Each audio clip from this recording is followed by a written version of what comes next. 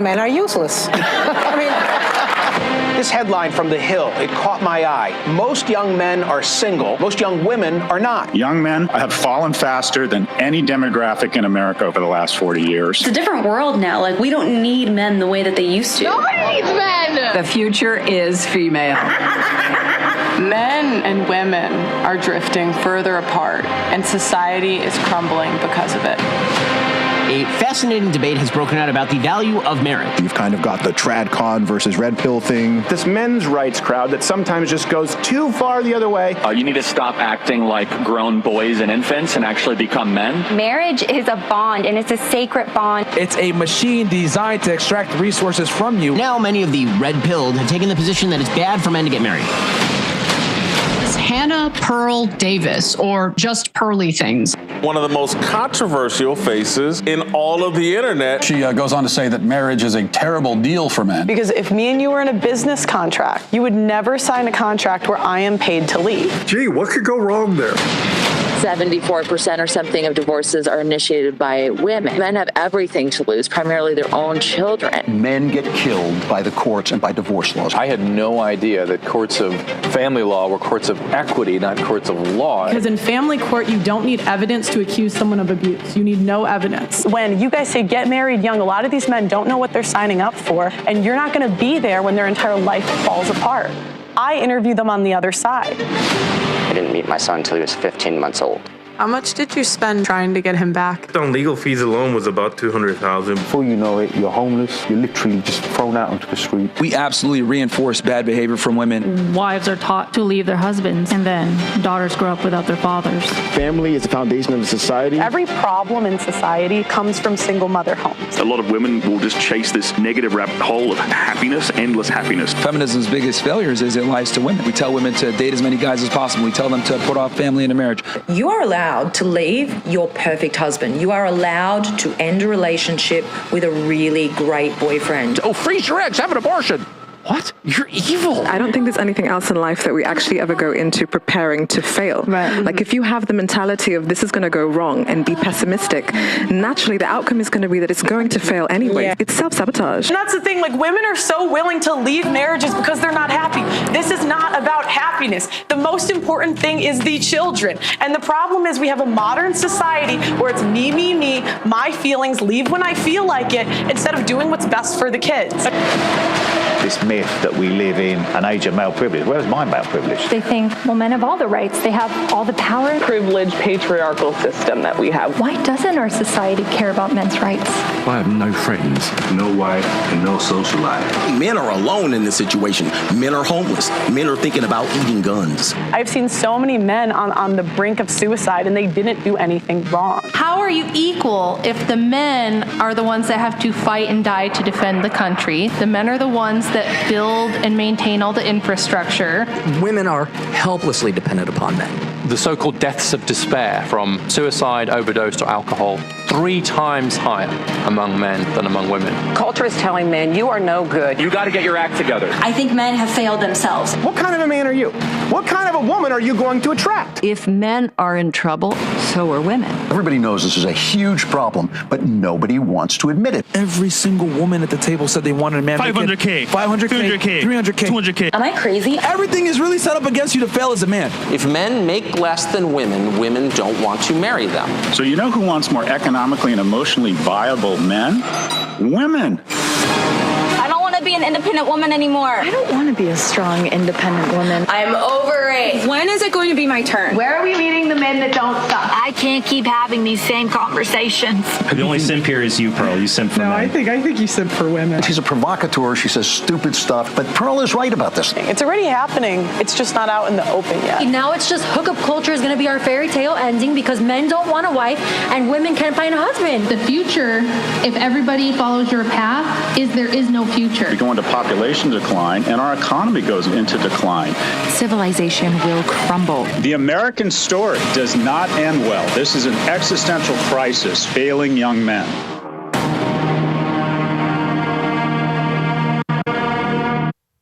What is up, guys? Welcome welcome to another episode of Pearl Daily here on the Audacity Network. Thank you guys for tuning in. If you guys didn't know already, that is the trailer for our divorce documentary, and we want to raise $100,000, and we currently have $37,557 raised. I want to say thank you to the donations last show. We have Anonymous and Chris, $10 and $5. So thank you guys so much.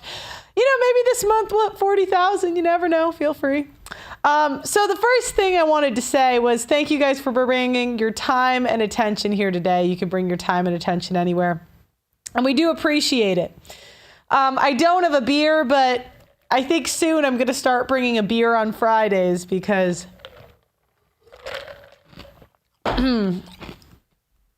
it's STD Friday. So welcome to another episode of Pearl Daily. It's Friday, so you know what that means. It is STD Friday, where we at Pearl Daily have the conversation that nobody wants to have. The conversations about STDs in the current dating market. We've gone over HIV, herpes, chlamydia, syphilis, HPV, and now we're going to go over Trich and Ureaplasma. Why am I covering these? Because in the current dating market, women are sexually liberated and believe that they can have sex like men. The average 25-year-old girl has way more sex than the average 25-year-old guy today. These women are sleeping with a small percentage of guys, and if one of those guys has a disease, it usually means that all of them have it. Men, you have to be safe out here, wear a condom, and stay away from hypersexual and promiscuous women. Usually, if a woman looks like she's the type of girl that has herpes or gonorrhea, you can't really know because all these hoes have it. Sometimes it's the women you think, sometimes it's the women you don't, truly. So I first want to talk about Trich. Trich is an infection caused by a parasite called Trichomonas vaginalis.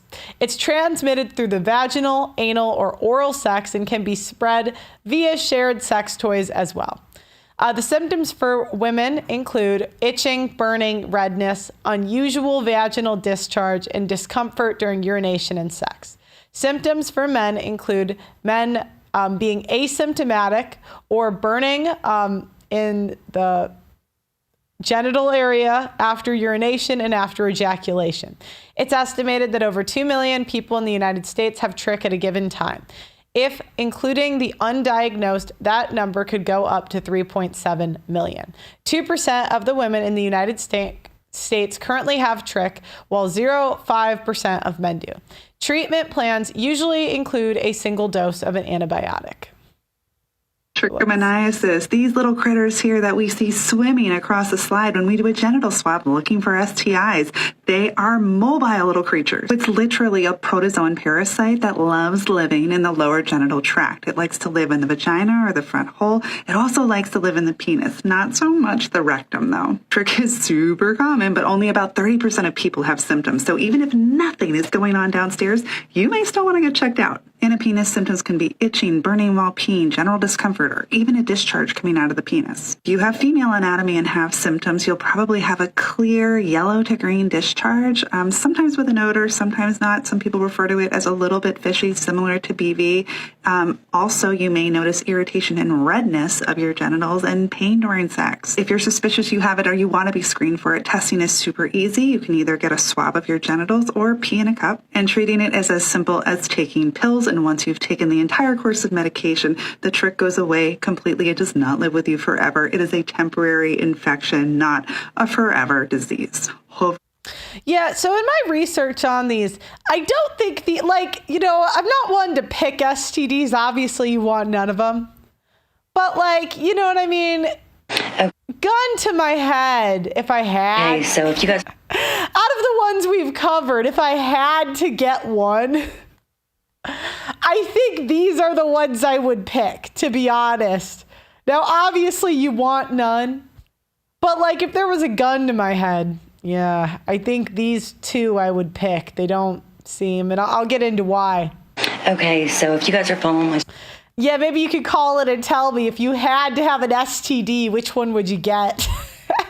Story, then you know that I got diagnosed with, what's called trichomonas, whatever, Trich, people call it.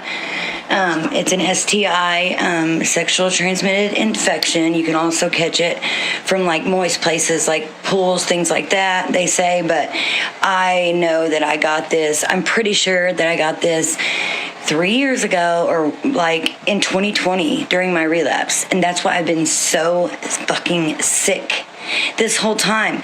I just felt like something was off. But this is my question. If you guys ever had an infection or something like that, can that make you totally on edge? Like the last couple of years, I've totally changed. I have no patience. A lot of things, I just don't feel well ever. I thought there was mold in the house, and now come to find out this. So until the infection's cleared up, like, could it make me act a certain way or whatever? Like, I don't know. Let me see what they say.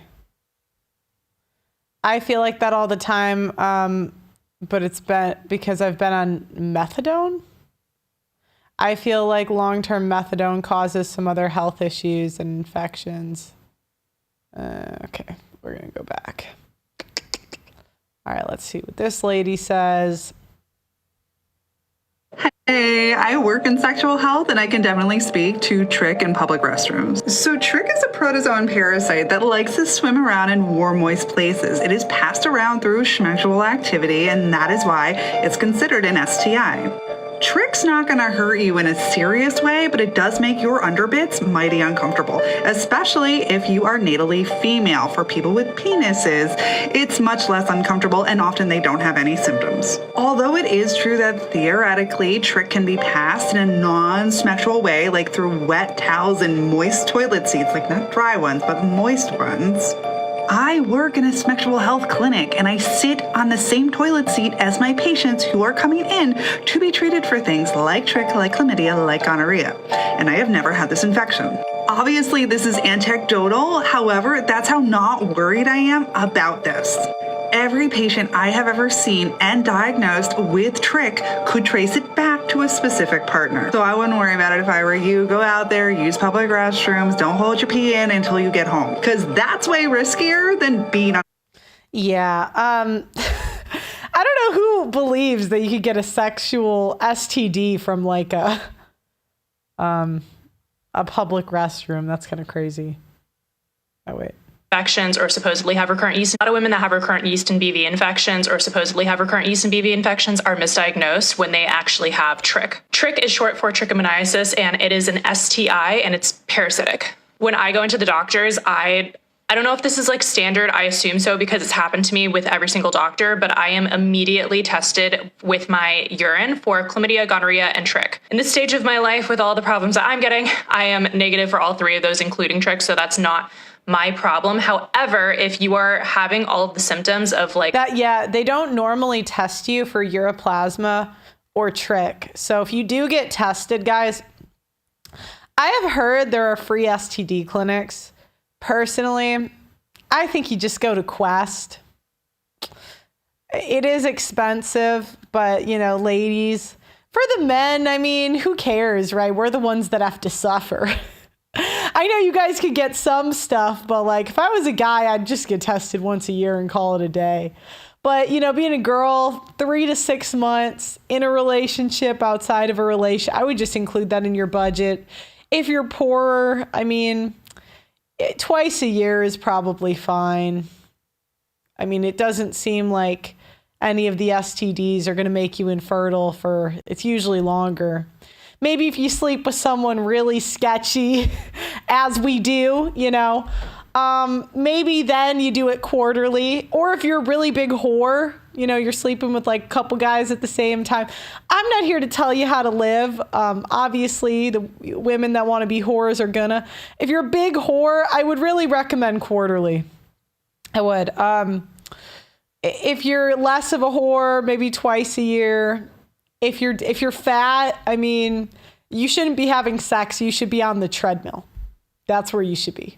So, do you know what I mean? Like, if you're fat, I don't like, why are you even going on dates? You're going to go on dates to eat and drink.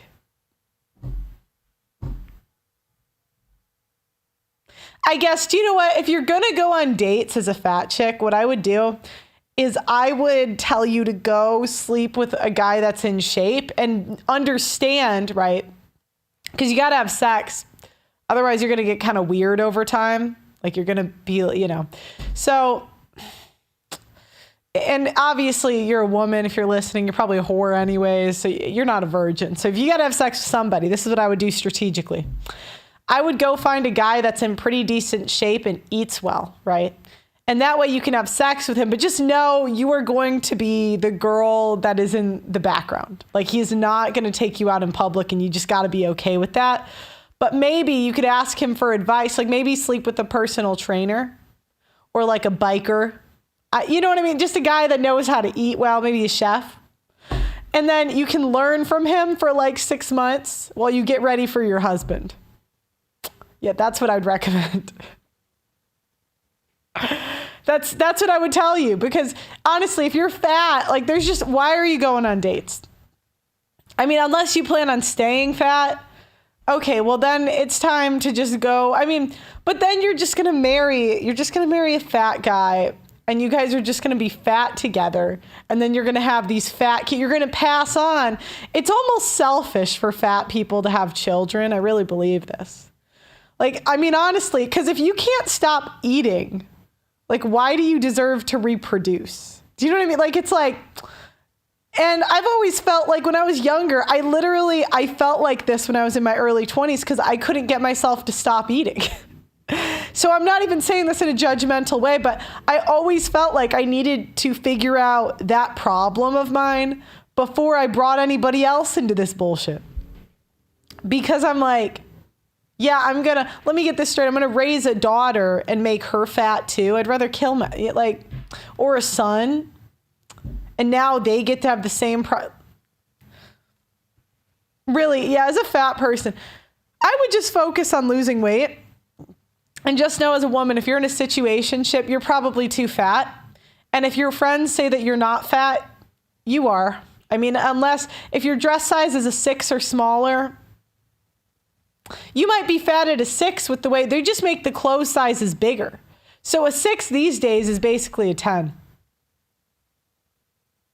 Yeah, so that would be really my recommendation is to lose weight, go to the gym, get your steps in. I don't think this is the same thing as a eugenics mentality. Because I'm not against dumb people existing. I'm really not. I mean, I think that's like the eugenics mindset.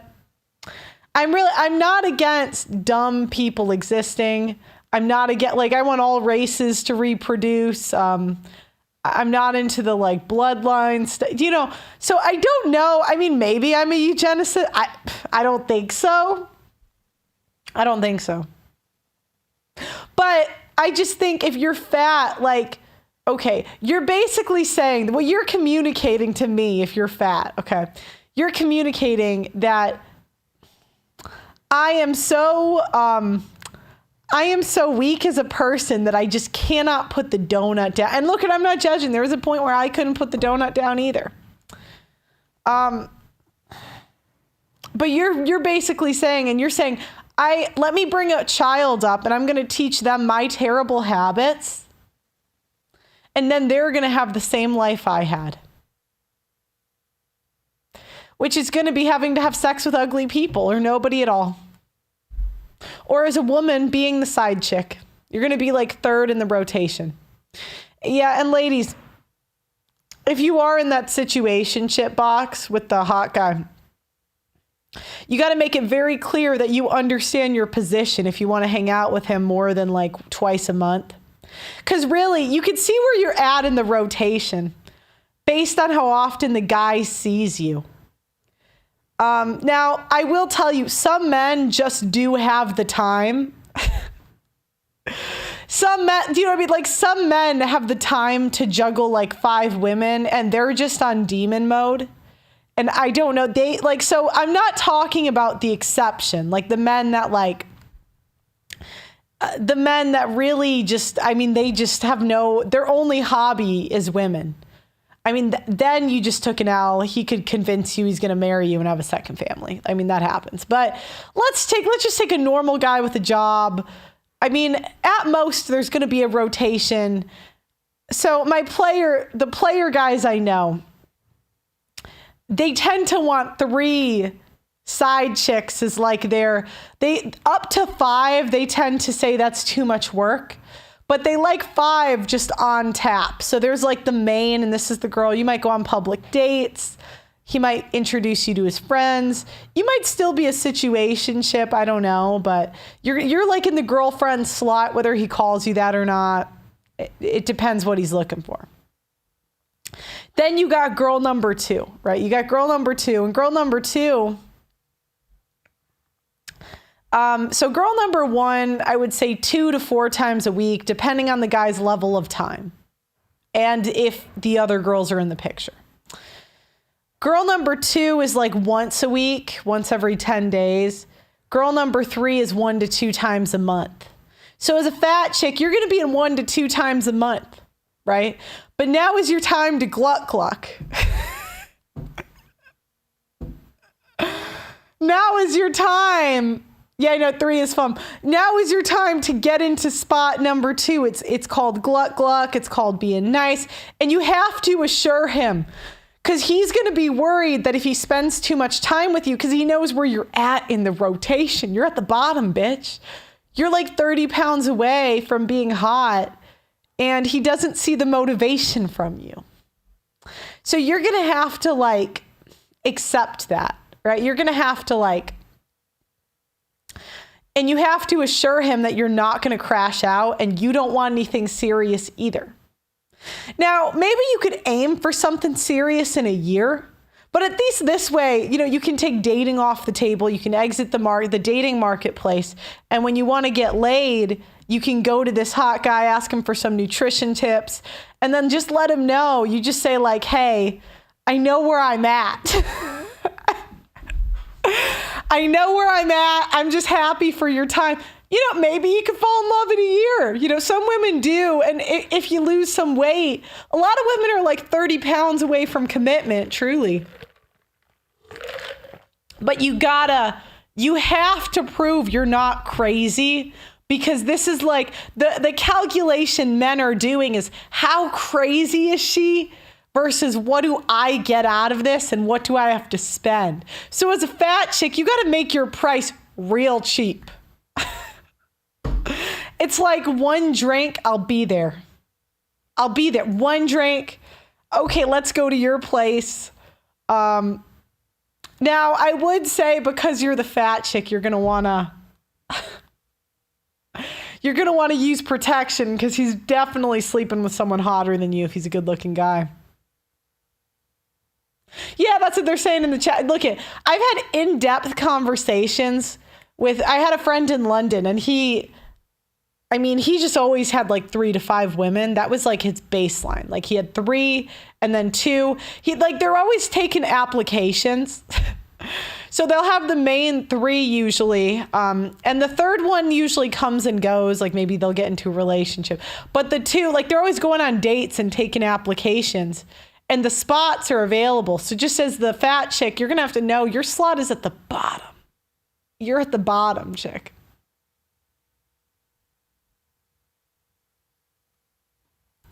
So yeah, that's what I'd recommend. I mean, if you need to if you need sex somehow, you can find maybe an ex or something, but you got to get to the gym. You got to get to the gym, get on the treadmill and eat less. Yeah. So does that make you a beta simp if you're here on a Friday and not on a date? Not necessarily. I don't think so. If you don't want to be on a date, why not? But if you're fat, don't watch me. Get on the treadmill and watch me. Do you know what I mean? All right. The changing of discharge, the odor, the itching, the burning, the painful intercourse, whatever it may be. All of those are pretty, they fit into a lot of diagnoses.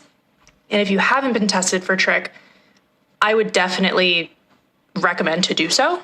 And I know the thought of a parasitic STI is terrifying, because I feel the same, but it's actually a lot more common than you think it is. And I've read research kind of varying with how many cases there are per year, but I think consistently I've read the most. Yeah, and it's great. You could just ask him, and men love helping you with things. Sorry, I know I should react to this video, but I just have a lot to say about this. And by the way, this was not a strategy that I personally implored. I'm just being honest here. This was not a strategy I did.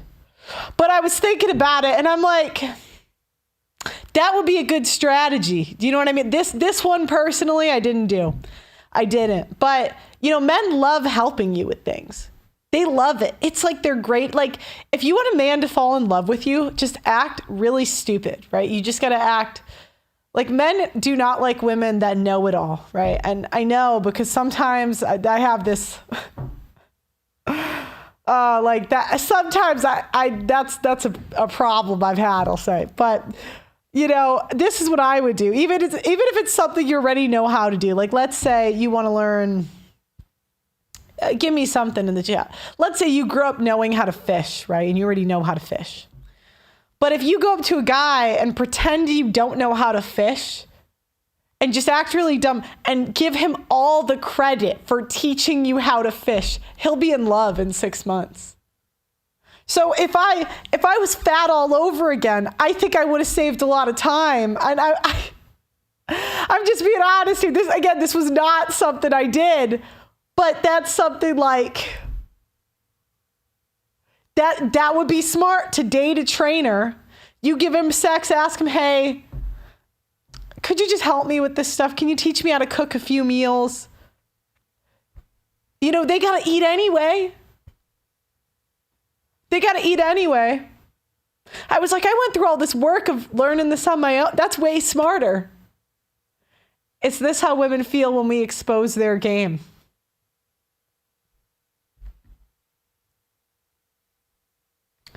No, he will think she is too stupid. No, because if you already know about the subject, he's teaching you, he'll think you're a quick learner.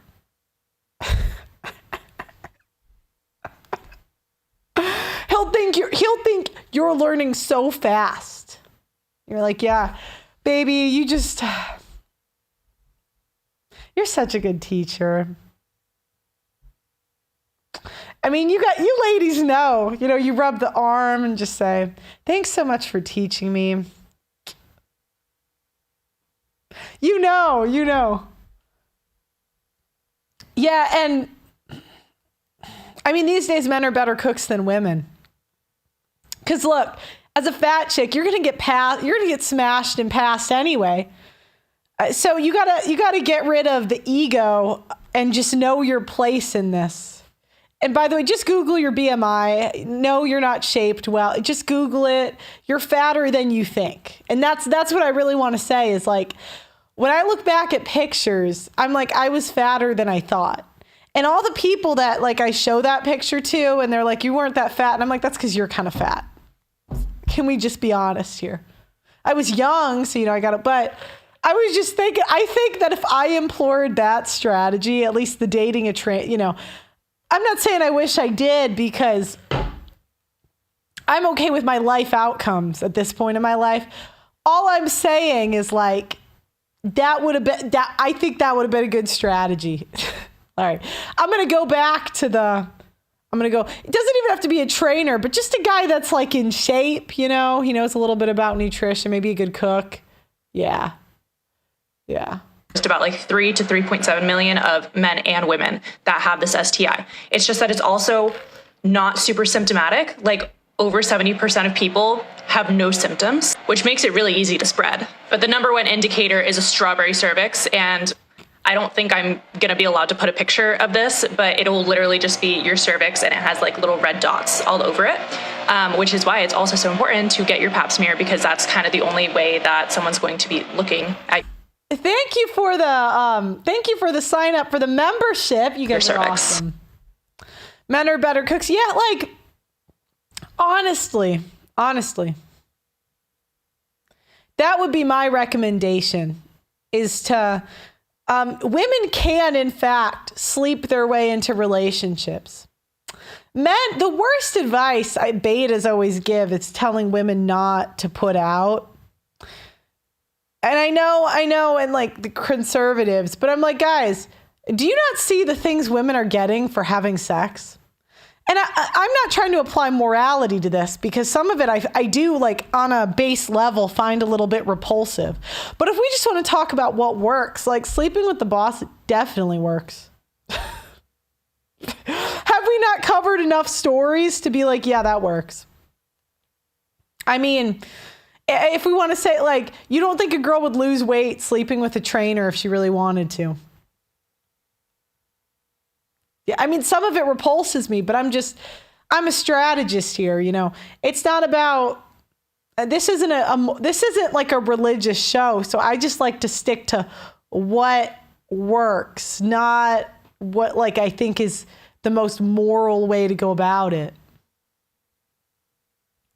But yeah, like, you can tell a woman wants to get married when she has a slut phase. I'm dead serious. Because the ego's gone. She just starts giving it out. And then 6 months to a year later, one of the guys bites the bait. Because, you know what I mean? Because women never know their league till they give up sex. Yeah, and so I know this is uncomfortable to hear, but I'm just being honest, guys. I always knew a woman was like ready to get married when she started having a slut phase. I knew a girl. She married young. She had sex with, it's actually so disgusting. I don't even want to say it. Like, it's actually so gross. But she got married by she was with the guy she married by like 20. Okay. She had sex with 12 dudes in a year. 12. She just kept going. She's like, I will find a boyfriend. I will. Number 12. I know it's disgusting. It's like, it repulses me to even talk about it. And at the time I thought, what a whore. But she was done by like 22. She was done, out of the game, got married, done. I can't say that didn't work. Do you know what I mean? I can't be like, oh, yeah, that did not, like, that was not effective. I'm like, that was very effective. She was engaged in 2 years. Yeah, 1 a month. Yeah. That was about it. That was it. Yeah, that was about, like, that's what she did. And, you know, I'm saying that's kind of disgusting, right? And like, it kind of, you know, like my stomach turns too, but I'm like, that did work. You know, cause then, you know, she started high, and then some guys would pump and dump, and she's like, all right, that was not my league. But she was a smart hoe, right? Cause some women, they just keep going high. She just was like, all right, this is what I can get. You got to have a little sympathy for women. Women, we never know to where we're at until we ask for the commitment. So 12 a year, that's average. I bet 12 didn't know either. Yeah, and that's the thing. Women, there's no way men can really find out nowadays. Men don't really do background checks on women. They really don't. I mean, they don't want to. Do you know what I mean? Like, they don't.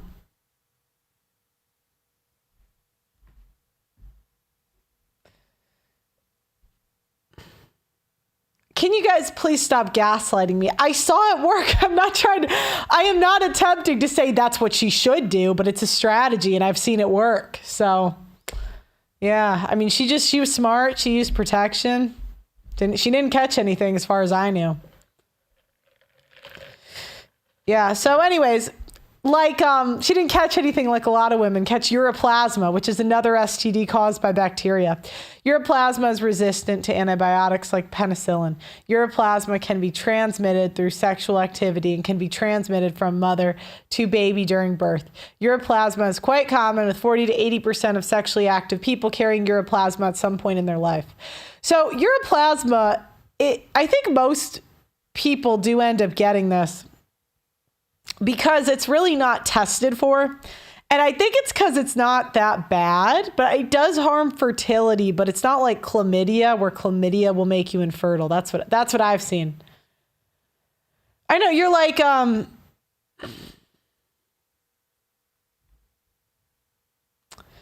know you guys are like, oh, Pearl, like, that's wrong. Oh yeah. Like, okay. Like, me saying that's immoral is going to do anything. And really, men value youth over purity. So, to be honest, the numbers game, I would even argue, is a better strategy for young women, because you can kind of get away with more when you're younger because you have the youth on your side. And when you're younger, like the younger women can try the guys their age, the guy's older, the guy's even older than that, you know. But I would just, you know, anyways. The guy, that's so wrong. The guy's left out of the action. Hey, I don't know. So ureaplasma is usually harmless, but symptoms include bacterial vaginosis, pelvic inflammatory disease. That's what it seems like. From what I've seen, PID, it seems to come when you do not treat this stuff. So in men, it's inflammation of the urethra. Treatment includes oral regimen. So it's like Doxy. That's the most common one. Azithromycin is the other one. I've seen that word before. Yeah. UTI symptoms for 3 weeks, probably closer to a month. It really flipped. You guys you're like, oh, I would smell it. I could tell. You guys would not be able to tell. And I'll tell you what, at the time I was watching this girl, and I at the time was like, I was a virgin at that point when I was watching this girl do this. And I thought to myself, oh, that'll never work. You're going to have consequences. She had no consequences. And it did in fact work. So I just got to be honest with what I've seen. Yeah, I've just, yeah.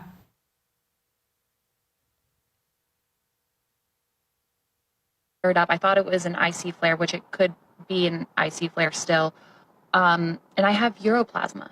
Recurrent urinary tract infections, or UTIs, can be frustrating, especially when routine tests fail to provide the answers. One possible cause is a tiny microorganism called ureaplasma. Unlike typical bacteria, ureaplasma often goes undetected in standard urine tests, but can still cause symptoms like frequent urination, discomfort, or lingering feeling of incomplete bladder emptying. This is why it's important to consider ureaplasma in cases of unexplained recurrent UTIs. The good news is that it can be identified with specific tests and treated effectively to reduce infections and improve symptoms. Have you ever heard of ureaplasma before? Let me know in the comments and follow to improve your health IQ.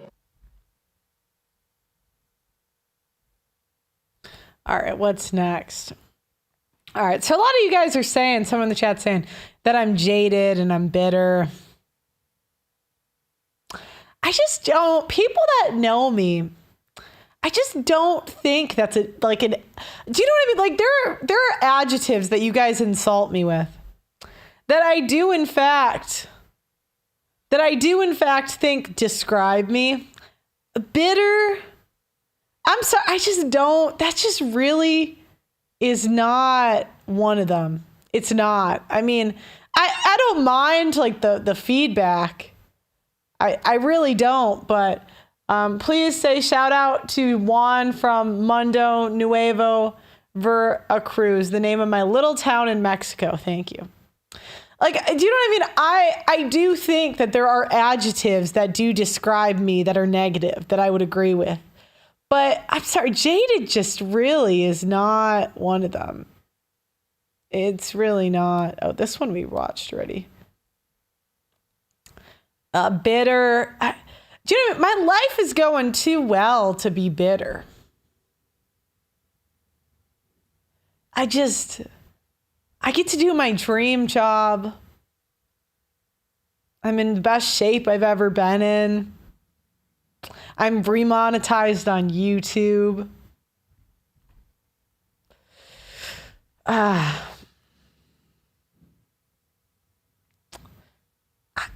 Things are going good, you know. I understand, I understand I could be more trad. Like, I do see the feedback. But I don't know. I always get this. I get this a lot, the bitter. And I'm like, am I bitter? I don't think so. Am I hateful? I'm like, why am I being gaslit today? I don't feel hatred in my heart. Yeah, you know, I mean, if you said, was I bitter when I was demonetized? I was pretty bitter then. I don't know if you guys watch the shows. I was pretty bitter and depressed. I would actually agree with you there. But yeah, you know, I mean, you don't see me getting married. Look, I do get this a lot. I get the criticism because, you know, I did talk a lot about marriage and that sort of thing. So I do get it. I do think it'll happen for me. Now, it might not happen as soon as I initially hoped, but I don't really see it not happening at some point. I will tell you, being famous caused a lot. I don't know. Am I talking too much? It caused a lot of things that I would say sort of delayed that. You know, not a lot of people understand what it's like to date as a famous person right around the time you're like looking for that sort of thing. I was terrified, to be honest.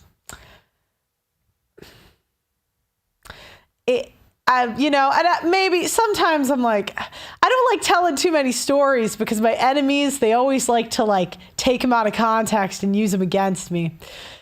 But I'll tell you what, it comes with a different set of problems that just normal people don't understand. And I'm not even that famous. I'm really not. Yeah. So, you know, you guys could say that. I do think it'll happen. I do. That's all I'm going to say about it, because the more personal info I give out, it's just the more people just, they use it against me and it just never ends. Yeah. Do you know what I mean? Like, it'd be one thing if I was like 300 pounds, but I'm like, guys, like, it'll happen. Like, chill out. It'll happen. Don't worry. Like, there was some setbacks. You help a homeless guy one time. I'm just kidding. I'm just kidding. But yeah, it's like, you know, and that's always the feedback I get. They're like, you're not the best person to give this message. And I'm like, well, somebody's got to say it. Somebody's got to do it. Might as well be me. It's not like these married women want to do it. Do they want to be in my position? No. Should I live stream the wedding? I think that's what I should do. Like these other influencers. Yeah. Should I? That's what I was wondering. I'm like, when it does happen, should I use it? How much clout should I milk off of it?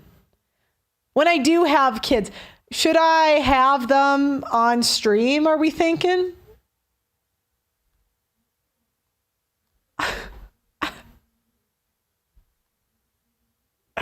I'm thinking on stream.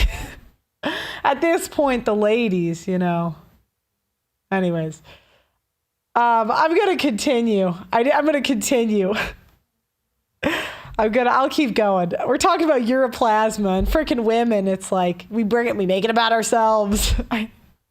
Yeah.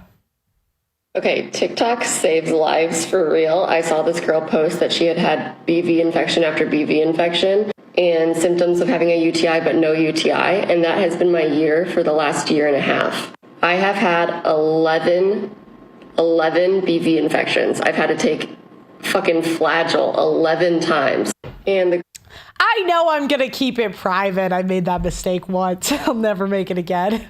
Girl said she went to her doctor and asked to get a ureaplasma, I can't say it, test, because she saw another TikTok saying that that's often what causes BV and UTI symptoms without do a gender reveal on Twitch. UTIs. Guess who went to the doctor, got a test, and has ureaplasma. Yeah, ureaplasma a lot of people have because they don't test for that. This girl. So my partner and I have to take medicine together. So romantic. And then hopefully I'm fixed after this year-long fucking battle. I don't know why I had to ask for it. Why after coming in multiple times, no one said to me like, hey, maybe you have this. And honestly, they were pissed when I was like, I heard about this from TikTok. But like, where else am I going to hear about it? Because you're not telling me. So today's day one. Yeah, I will say, women, if you're watching, you got to make your health your responsibility. These doctors are often not on your side because they make money off of you. So they're not going to be honest. They're not going to be like, look, you ladies are whores and you guys are such whores that we can't even test for all the STDs that you can get tested for. Like there's a million STDs because you guys are whores. And okay, we could run these tests, but it's going to cost you like $500 a visit. You don't really want to do that. So we're just going to only test you for the ones that are really damaging, like chlamydia, gonorrhea, and herpes. It's like, you guys can't really do anything once you have it. So we're not going to test you for it.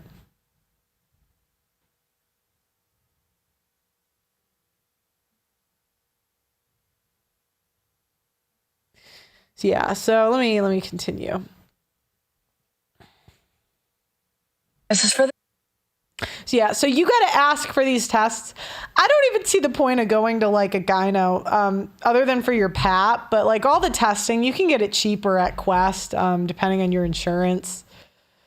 I would just have a notepad in your phone to have all your like doctor stuff in there.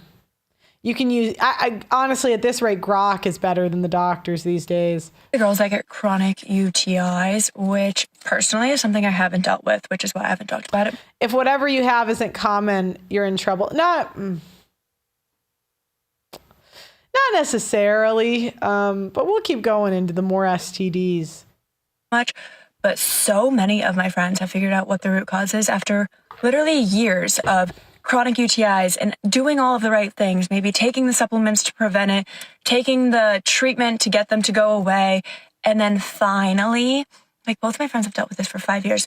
They were both diagnosed with Ureaplasma, which is a bacteria that can colonize. And sometimes it can have no symptoms, but if it leads to overgrowth, whether you have a weakened immune system or something sets it off, can lead to an overgrowth. And it leads to a lot of symptoms that are similar to UTIs, like the burning. I like to say it's just a sneaky bacteria that is hard to catch for some reason. A lot of doctors don't test for it because a standard UTI test will not find it. So you have to do like a swab or a PCR test. The treatment for it is still a little wish-washy from the research that I've done, but some doctors will say, okay, well, you just need to do 1 week of doxy. Well, there's others will say you need to do a month of doxy. Others will say, yeah, it depends because this ST, I don't know if it's STD or STI. It gets resistant to bacteria. So this one, it's not as harmful, but it can take longer to treat from what I saw. I am not a doctor. This is the best of what I found with the available information that's online. So doctors do know more about this stuff, but a lot of times you do have to ask to be tested. That still didn't eradicate it.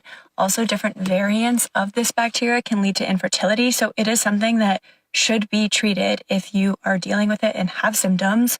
The kind of course that seems to be the most effective is 1 month of doxy. In that last week of that month, you do a Z-Pack. All that to say, be mindful of antibiotics that you were taking and treatment of how you should go about fixing your microbiome after this. Another reason it's hard to treat is because technically it can be passed between partners. So a lot of times the women will treat it for themselves, but if they're in a relationship, their partner might have it and just be continuously passing it back to them. But it's not an STI. I think there's a lot of stigma that comes with UTIs. Whatever, if you have dealt with this bacteria and eradicated it or just deal with chronic UTIs, I just feel like a conversation needs to be had about it so that more information is out there.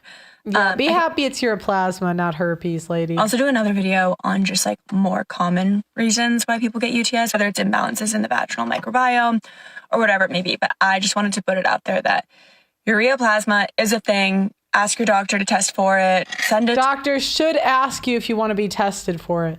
Yeah, but they don't. They don't. I'm telling you, I go to the gyno. Every year I'm like, I want everything. And they're like, everything, you don't need everything. You're fine. I always am fine. But I'll still ask because I'm like, I'm here. You're taking my stuff. I'm already here. Test me for everything known to man. Yes, I'm in the building. I don't want to come back. I'm already here. I want everything. I want everything.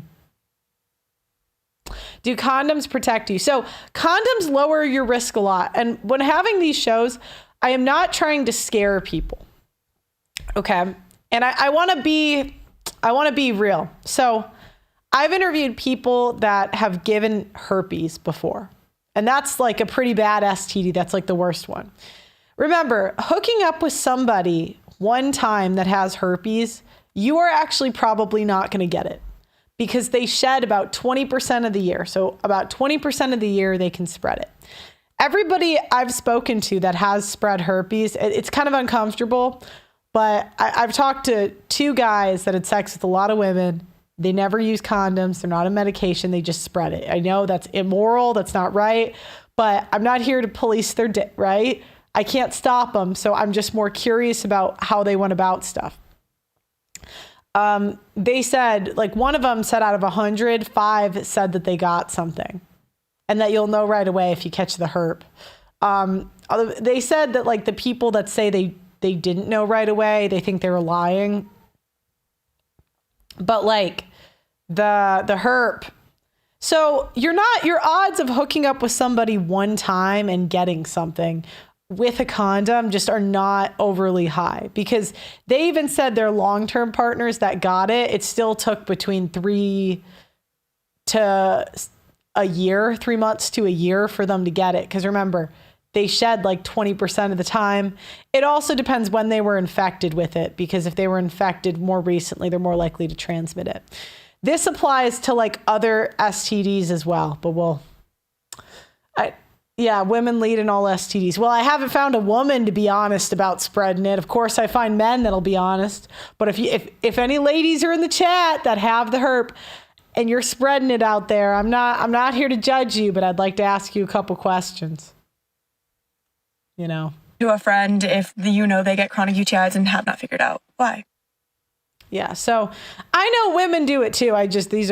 So I asked Grok these questions. Because these are kind of the things that I would think about when it comes to STDs. You want to know how, like, what is this bullshit going to do to me if I get it? Okay. You want to know how likely you are to get it if you sleep with somebody. So how long would it take to go infertile from Ureaplasma or Trich? All right. Infertility from these infections results from complications like PID in women or epididymitis in men, which can cause reproductive structures over time. So that's what I've found in all these STD shows. It seems like PID comes after, like, if it's not treated. The timeline depends on factors like the severity of the infection, whether it's symptomatic or if it's left untreated. Ureaplasma, infertility is not an immediate outcome. Ureaplasma can cause chronic inflammation in the reproductive tract, potentially leading to complications like PID or tubal scarring in women or reduced sperm quality in men. This can take months to years of an untreated infection, particularly if the infection ascends to the upper reproductive tract. For example, PID-related tubal damage might develop over 6 to 12 months or longer in chronic untreated cases. So if it's a woman, if you're sexually active, I've heard 6 to 12 months is the number I've heard. So if you want to be super safe, you go every 3 months. Less safe every 6 months. That's what I'd say. Most people with Ureaplasma are asymptomatic and progress to infertility requires persistent infection without treatment. Regular screening and early antibiotic treatment typically prevents this. Trich is similar to Ureaplasma. Infertility from Trich is rare and would require chronic, untreated infection leading to complications like PID or epididymitis. This can take several months or years of untreated infection. Depending on the individual's immediate immune response, Trich is most likely to cause symptoms prompting earlier treatment. Okay. So I asked, how common is infertility from this stuff? Infertility from Ureaplasma is uncommon, but it's possible if Ureaplasma leads to PID, which occurs in a small subset of cases. PID has a 10 to 15% chance of causing infertility per episode, but Ureaplasma is not a leading cause of PID compared to bacteria like chlamydia or gonorrhea. Studies show that Ureaplasma is present in 20 to 40% of infertile women undergoing ART, but direct causation is unclear since it's also common in fertile individuals. Men, Ureaplasma may reduce sperm motility or quality in 10 to 40% of infertile men, but permanent infertility is rare unless there's severe untreated epididymitis cystitis or prostasis. Most cases are reversible with treatment. Overall, infertility directly attributed to ureaplasma is rare, less than 5% of cases, as many infections are asymptomatic and resolve with treatment or don't progress with complications. Trich, infertility is rare, and it's saying it's 1 to 2% of cases, so it's very low. It's even rarer in men. Infertility from Trich is very rare. So I was like, if I had to pick an STD, I think I'd pick Trich. Now, obviously, you want none of them, but I'm like, if gun to my head, I had to catch something, I think I would take Trich. Your likelihood of catching these STDs from protected sex and unprotected sex. So, if someone has ureaplasma, you'll get it 10 to 30% of the time from unprotected sex. For men, transmission may be slightly lower, but still significant, depending on the bacterial load. From protected sex, condoms reduce the risk of transmission by 80 to 90% when used correctly. So basically, and that's kind of what I've seen, it's a less than 5% chance for most STDs. If you're using a condom, you're like most likely not going to get it. That's what I've seen. I mean, I'm just saying, gun to my head, if I had to pick, you're saying, picking an STD is crazy. Well, I'm just like, if I had to. Trich is highly contagious, and with transmission rates are at 20 to 50% per unprotected sexual act. Women are more likely to contract it from a male partner, up to 50% per act than men from a female infected partner. Protected sex, they reduce the transmission by 80 to 95% when used correctly. So it's around 5 to 10% if you use a condom correctly. So that's so infertility, it's uncommon. I'm like, these aren't so bad. These aren't so bad. So we're going to do a call-in. That would suck, double bagging and still get an STD. One of the guys I interviewed that got herpes got it with a condom. Tough luck, right? I'm actually going to I'll see if that guy will call in. I'm going to send it to him. Because if you've had other STDs, you can call in too, but preferably Trich or ureaplasma. That's my preference. That's my preference. So if you've had some STDs, I'd love to. This is kind of what I want to know. I want to know, did you know you had it? Who'd you get it from? The more information you can tell me about the girls you got it from. Like, did they look like someone that had an STD?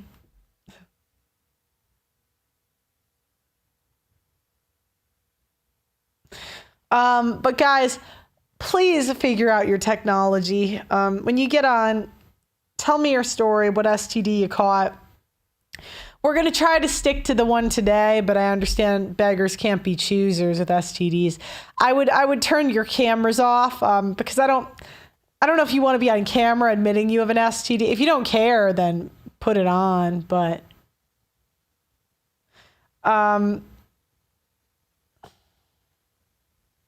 yeah, put a 1 in the chat if you've had one of these STDs. Trich or ureaplasma, put a 1 in the chat. Doug MPA, how are you? Are you here? I am here. How's it going? It's good. How are you? I'm good. So the thing about Trich and ureaplasma is the biggest symptom is the smell. And guys, especially when you're young and in college and you're running through girls, most of us have gotten hot and heavy with a girl and there's a smell. And I'm not going to lie, I wouldn't even go in there. I know some guys would dive in there still, but I've had, it smells like tuna fish or something. Yo, I would back up off. Come on now, guys, put a 1 in the chat if you've ever been with a girl and it smells kind of funny in there. And what did you do? Did you back off or did you keep going? because for me it smells like tuna fish, or it smells like old sweat sock. Wait, so what do you do? Like, okay, because I'm guessing she's half naked, right? You guys are getting hot and heavy. How do you get out of that? That's so awkward. You just say, oh, that's disgusting. Or like, how do you get out of that without her? Because if you say that's disgusting, you might get an accusation. You know what I mean? Like, what do you do? I mean, I would just back out. I'd be like, hey, I got to go. And then you just leave. This is, no, you pull the woman card. This is moving too fast for me. It's not you, it's me. No, I don't do that. I just never do this on a first date. I want to take this slow. I really care about you, so I don't think we should have sex on the first date. Yeah, you know what? The best strategies are just the strategies women do. You know what I mean? Like, women sleep for a job. Like, they have sex with someone for a job. I feel like men, there's a lot of old bitter bosses. You might as well start doing it too. Start fucking the boss. I mean, that definitely works, you know. I bet there's some high level executive at Fox. You could slide into her DMs, Doug MPA, and get on Fox News. Hey, I'm gonna put a video in the chat. I think this is it. Okay. Where this waxing technician won't do a woman's wax because she has a smell. Ugh. Go to the yeah. I think this is it. Why are you putting this stuff away? Ma'am, I feel like you're there we go. Hold on. putting me in a position where I have to continue to tell you. Can barely hear it. Oh. That's an issue. Let me see. Hold on. Beyond going to the gym? No. I just came from the gym. I'm trying to get my wax. I have vacation. My flight leaves tonight. And I need my wax done. And now you're telling me that you can't do my wax because of a funky issue. It's crazy because I've gone to other places. I've gone to European Wax Center, and they don't have an issue. The phone's going off. This is so unprofessional. I do apologize. This is so unprofessional. However, that is beyond. I don't know what. Maybe European Wax Center is a little bit more equipped than we are. However, I don't feel comfortable. I'm actually a CNA as well, and that is not just an odor. That's actually an infection. Excuse me? That's an infection. I don't have an infection. And I don't feel comfortable touching you in that area. I told you I just went to the gym. Man, that's not the gym. That's not the gym, ma'am. I go to the gym. That's not the gym. Oh, she said, I go to the gym. That's not the gym. You don't go to the gym. This is a very uncomfortable conversation for me. I'm not your primary You don't go to the gym. I can tell by your body type. Excuse me. Haven't I seen am not going to accept insults from you. Because I'm not insulting you. You haven't seen a gym. Excuse me. So you are embarrassed now. So she's going to gaslight. Yeah, it's just typical. Your vagina smells. No, it doesn't. I went to the gym. That's not the gym. Gaslight. It's just. Here we go. Gaslighting. I know it's hard to hear. You have to like put your headphones on. You are completely. I'm going to have to ask you to leave. We cannot provide a service for you. It's too late for me to book last minute anywhere else. Everybody else is booked. I got the self-improvement. Ma'am, you need to go to the doctors. This has nothing to do. I don't even know why. You should not get on that flight. This is crazy. This is embarrassing. I hope you're not going to the man. This place is embarrassing. Ew. Is that her? Okay. I can't believe she posted that. And you know what? You can't say it, but I'll say it. It's the usual suspects. You know what's crazy? I saw Michaela Peterson. She had her medication listed, and it had herpes medication on it. Oh, did it? Yeah, and I was like, how did this get on the internet? And they're like, she posted it herself. What's that stuff called? I don't remember what that stuff is called. Herpes medication. Hold on, I'm gonna find it because Milo posted it. Oh, valacyclovir. Let me see. Because I think she was like, this is all the medication I was on before I went on like that diet. Hold on. And I was like, how is this on the internet?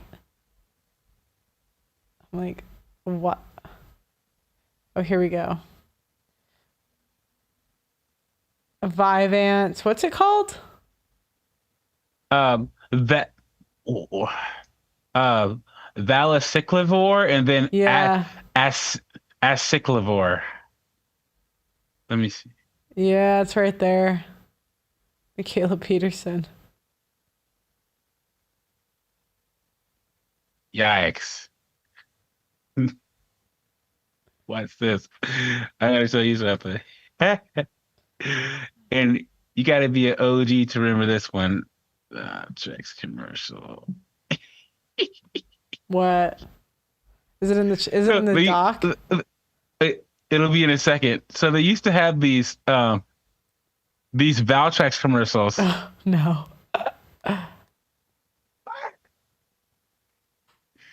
I'm gonna put both of them in the chat. Okay. No, on the document, so you can see. Living with genital herpes can be a hassle. Can you imagine being the actress for this video? Living with genital herpes can be a hassle. Each outbreak felt like it took days out of my life. So I talked to my doctor and found out about Valtrex. Just one pill a day helps reduce the number of outbreaks. In fact, I've been outbreak-free for almost a year. It's a brand new day. In a 1-year clinical study among people with genital herpes who took Valtrex, at 6 months, over half were outbreak-free. What? Oh my I put one more underneath that I'll way. watch it. After 1 year, a third were outbreak-free. I don't want to lose my days. I want to spend them how I want to. It's a brand new day. There is no cure for herpes. I don't think you could pay me. How much do you think they paid that model? I don't think you could pay me to do that commercial. Even with treatment, it may be possible, doctor, if you're immune. All right, let me see the other one. Wait. The only way, if you want to figure out if someone has herpes, you got to say that the only way you'll get a woman to admit it is to say you have herpes first. That's what I got. Because I was asking the guys that like that they don't say it. And they said and I was like, okay, would you say it in this situation? What about this? And they're like, no. And I'm like, what if they asked and they're like, no. I'm like, what if they said they had it? And they're like, yeah, that would get me. I'm like, that's the only one you got. Okay. I have Genital herpes. And I try to be careful. Very careful. Very careful. Then my doctor told me something surprising.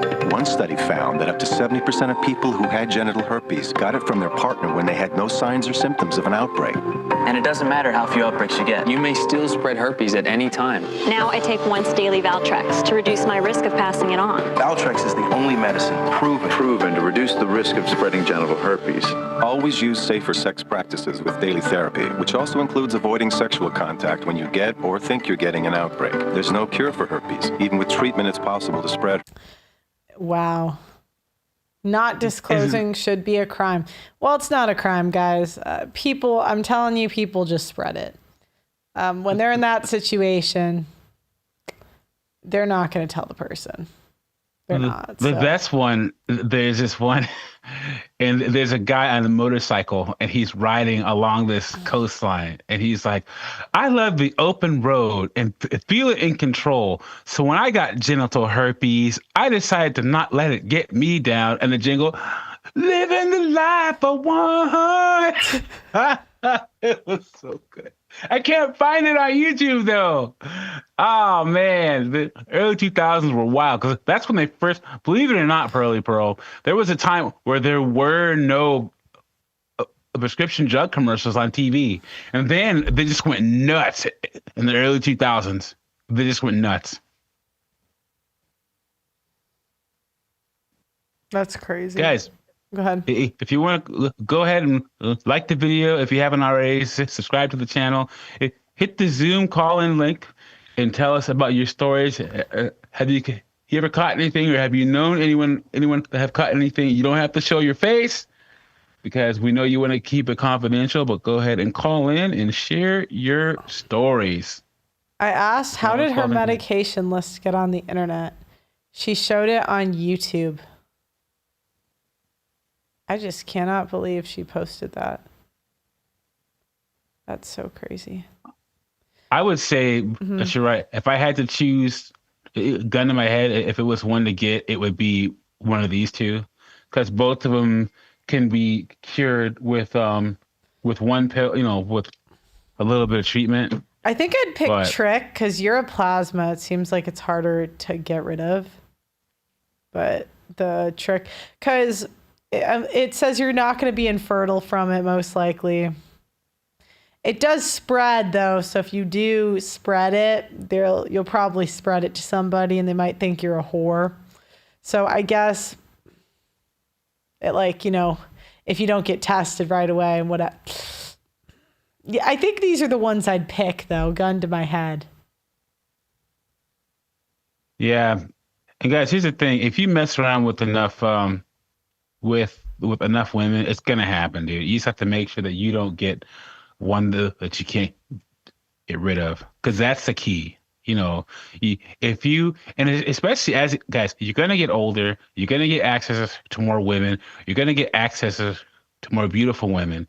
You just got to make sure to use condoms, man. And if there's if you have any kind of weird anything down there, get tested. Like Pearl said, get tested multiple times a year. Guys, we need to go to the doctor more anyway. You know how many guys I know don't go to the doctor, Pearl?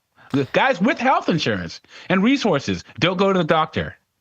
Do you know what? I don't go to the doctor because it takes I don't know what it is in Illinois, but it takes you 3 months to get into a general doctor. Isn't that crazy? Mm-hmm. I went to 3 to 4 different places. So the best place to go is they have urgent cares that have primary care too. Telling you, it takes forever here. Okay, cool. All right, let's go to. I just feel I feel like Grok is better than the doctors. I'm dead serious. I learn more from Grok and ChatGPT, and it's even better because I understand why. I'm sorry. Grok has taught me more about nutrition than any doctor. Grok has taught. Look at what these STD shows. I go to Grok and I get the most detailed explanations about each one. And I'm like, wow, that's so interesting. Yeah. So we have Dean on the line. Dean, you're on mute. Dean, done the show. Audio is connected, but this person's on mute.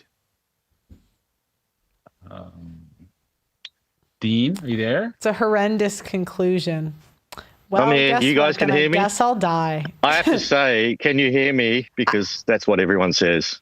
I can. Yeah, we can hear you. I can hear you. Hey, Doug. Hey, Pearl. First time caller, long time listener. Thanks for calling. So what STD did you get? Well, I didn't actually get one. I dodged a bullet because I smelt that stank. I hooked up with this blonde thing that was she was hanging around all the bands back in the day. Yeah, everyone was rooting her and she was spreading the herp. But she came round to my place for let's just call it an interlude. Okay. But we got hot and heavy and naked, and as soon as she took her knickers off, I was like, "What the fuck? Did somebody just start cook? Sorry for swearing. Did somebody just open a can of tuna in the kitchen?" And we went backwards and forwards. I had a hard on. I was ready to go, and when I caught a whiff of that smell, I was just there was nothing going on downstairs. Yeah. And did you how did you get out of it? What did you say to her? Because that's kind of negotiation. It's always a negotiation with women. And Doug was right about they won't admit to it unless you say that you've got it. Yeah. I didn't have it. I'm a clean skin. I don't use condoms. I've just been super lucky. But yeah, it's it came up, she's all women, she accused me of having herpes. And that's how, I think it took about 30 minutes or 40 minutes and she eventually admitted to it. Yeah. So Yeah, it was very you just gotta interesting. say you just gotta say you have it, and then be like, yeah, just kidding. Well, I was in my early 20s, Yeah. so I didn't even know about STDs. I was just young, dumb, and full of cum and ready to spread it. I was playing in bands at the time, so there was no shortage of women to step up and say hello. Can I just say? And the attorney Andrew says the Grokster is in. Yeah. The Grokter is in. That's funny. Netflix. I'm sorry, I amoxicillin. called your show and I don't have STDs, but That's all right. I That's thought a relevant. no one's going to call. Hey, that's a relevant story. No one's going to freaking call. Do you know anybody? How old are you? It is because. How old are you? I'm in my early 50s. Do you know any friends? I've had a lot of experience with women. Have any friends admitted that they have an STD, or other women you've dated over time? One of my mates, he had genital warts. Oh, HPV. Okay. Yeah, he was busy spreading that with every woman that he could. And there was always, like, in our friends group, there was always this explosion of, I'll use his name, Theo, gave another girl her the warts, so don't go near her. So it was like you had to keep a list of who he went to because you didn't want to get it yourself. Isn't it kind of awkward when you know they have it, because you're not gonna like say anything, but like I know. You might if you know them personally, but half the time you don't know the women. Like you're not there. You're not babysitting 24/7, but they like get it. Yeah, go ahead. No, you're exactly right. It's like the unspoken thing. Like a large group of friends, we all know, but no one will talk about it. But everyone knows, and they know that we know. It's one of those things. It's pretty funny. Well, is there no treatment for the genital warts? I don't know. I don't know. I've never had it. I think you have to get them burnt off. I vaguely remember him talking about it, but, it's just kind of, do you really want a doctor? No, it's not burning. They use like an ice. What is it? Ice thing? Oh, like an ice pick. Yeah, they burn. Ugh. It's similar to getting your moles removed. You go to one of those skin doctors. They use liquid nitrogen. That'd be it. Yep. Yeah. Yeah. I just looked it up. I remember my mate Theo when he had his thing, he had to get them removed, once a year or something. I don't know the exact details. I'm just making that bit up. But he'd always be tender. Let's just call it. After. It's kind of funny. How many women do you think he spread it to over the years? He's probably still doing it to this day. I've lost touch with him because we were in business together. He sold his share of the business and he moved to Hong Kong with the proceeds. So he's probably starting up a new warts franchise in Hong Kong, let's just say. Yeah. No, that's the thing. People don't understand. People always have this like repulsion where they're like, "Oh, well, they should be required to tell you." I'm like, look if you talk to one of these guys, the way they see it is their sex life is over if they do that. They are not. I promise to God, they are just going to keep spreading it. One of the guys he literally said to me, "Yeah, if they want to use a condom, I just won't have sex." And he literally has like herpes. I'm like, when you interview and you talk to these guys, I'm like, yeah, just wear a condom, ladies, because you're never going to know. I don't know. The guys I interviewed, like, I don't think, like, would you say the guy you'd be able to guess or no? Nah, you would never guess. He was kind of quite attractive. He was like 6'3". Women liked him.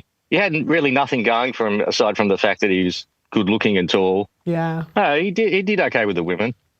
But the thing is, we're humans. We don't care about what we're transferring to the other human that we may have a sexual interaction with. We just want to bust a nut or get a bone. Yeah. It never comes into it. It never comes into the thought. It's just that selfish human thought that we need to procreate. And it doesn't matter what you've got. Did he ever have a girl come back and like get mad at him or anything? Like, did you ever hear about that? Oh, constantly. Really? That we knew every time Theo got a new girlfriend, we weren't taking bets, but we were all calculating in our heads how long it would take before you'd hear screaming in the bedroom, "You gave me warts," and it happened every time. It happened every time. Sometimes it was 2 weeks, sometimes it was a month, sometimes it was 3 months. I mean, we're talking. We were long-term friends. It was a big friends group. Yeah. You know, and you know, yeah. It was.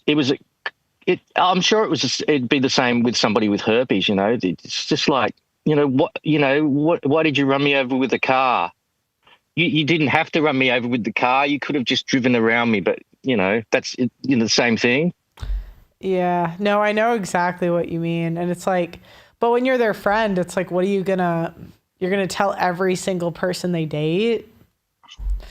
No, that's the thing. Because every time a new girl comes into their relationship, he's like, "Don't say anything, but we'll end up in a punch up." So no one in the extended group of friendship would ever tell the new girl. We'd just be looking at her all in the know, and we'd all be sitting around drinking in a big party, and we'd all be looking at his new prospective girlfriend going, "There's the next victim." How long before she starts screaming at him? Would they usually stay or leave after? Oh, it depends. I think he had one girlfriend for about 3 years. That's the thing. Once you've got it, what are you going to do? You invested in a partner, so you're just going to keep banging away and keep trying to build a life. Yeah, I would just stay. I would just stay because now you got to go back and date with the genital warts. Fuck that. We're gonna make this work, baby. Yeah. I mean, you think about it this way. It's like he's got the ultimate tramp stamp that he's just stamped a woman with. It's just like, I've given you my disease. Now you're part of my cult. Yeah, but she'll just lie. The women, they'll tell the truth till there's a negative reaction, and then they'll lie. That's usually how it goes. It's like body count. Women are honest when they're younger, and then a guy freaks out, and then they lie.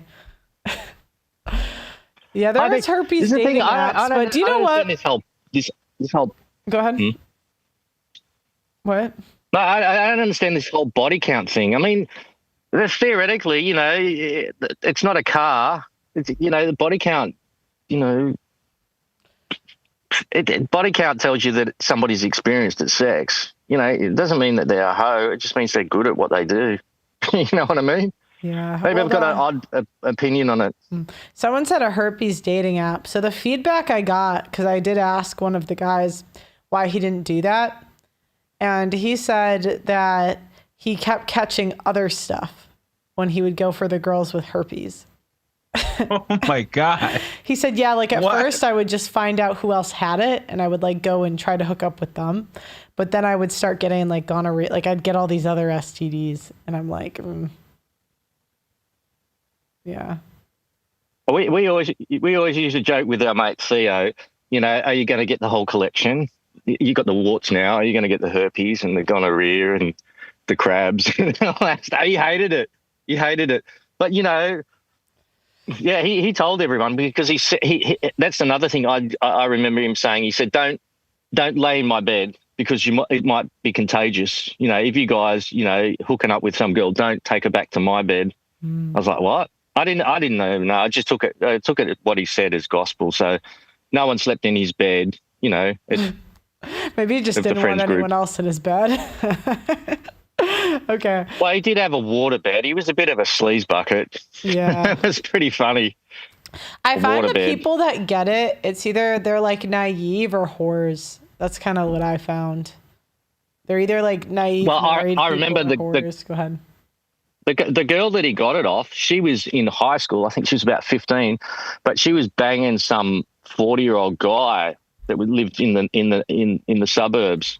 But I found, that's how she got it. So she got off a guy like where I grew up, is the North Shore of Sydney.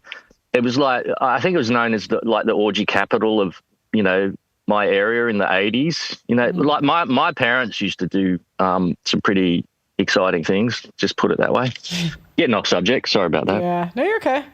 Doug MPA, is there anyone else on the line or no? No, there isn't. I think that no one wants to touch this one. I was going to say one thing. So that one video I showed, I guess an infection can get so bad that it smells when you're walking around. Mm-hmm. Now, I've never smelled that smell, but so I wonder does it start where a woman has to get aroused for it to smell, and then it gets so bad that it smells all the time? I don't know. No, I think you're onto something, Doug. It's like the excretion. As soon as they start excreting, that's when the smell comes out. Let me see if one of the other people that messaged me their STD stories wants to come on. I'm going to message him. Guys, make sure to hit that like button and subscribe. If you haven't already, we're on our way to 3 million subs. I think we're 30,000 over 2 million. So thank you so much for that. It's good to see all the regulars in the YouTube chat. And then thank you for being in the Audacity chat, everyone over there. I know JS is over there. Omni-Man's over there. Joseph Jellick's over there. Thank you for being in the Audacity chat tonight, everyone. Go to Pearl's website, theaudacitynetwork.com. And you can chat over there and put Pearl Reed in front of it, and she will read any post that you put Pearl Reed in front of.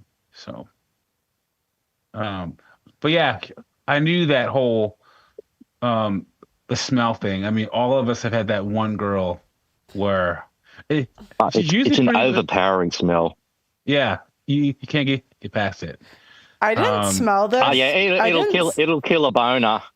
I didn't smell this. It'll kill a boner. It really will. I didn't smell this myself, but when I did the panel show, sometimes a girl would come in and they would use the bathroom. And after they left, like some of my staff would tell me that the bathroom smelled like terrible. Like not from like poop, but like from like some dish. I don't know. I was like, I didn't think it would be that strong where it could linger, but I'm like, maybe, I don't know.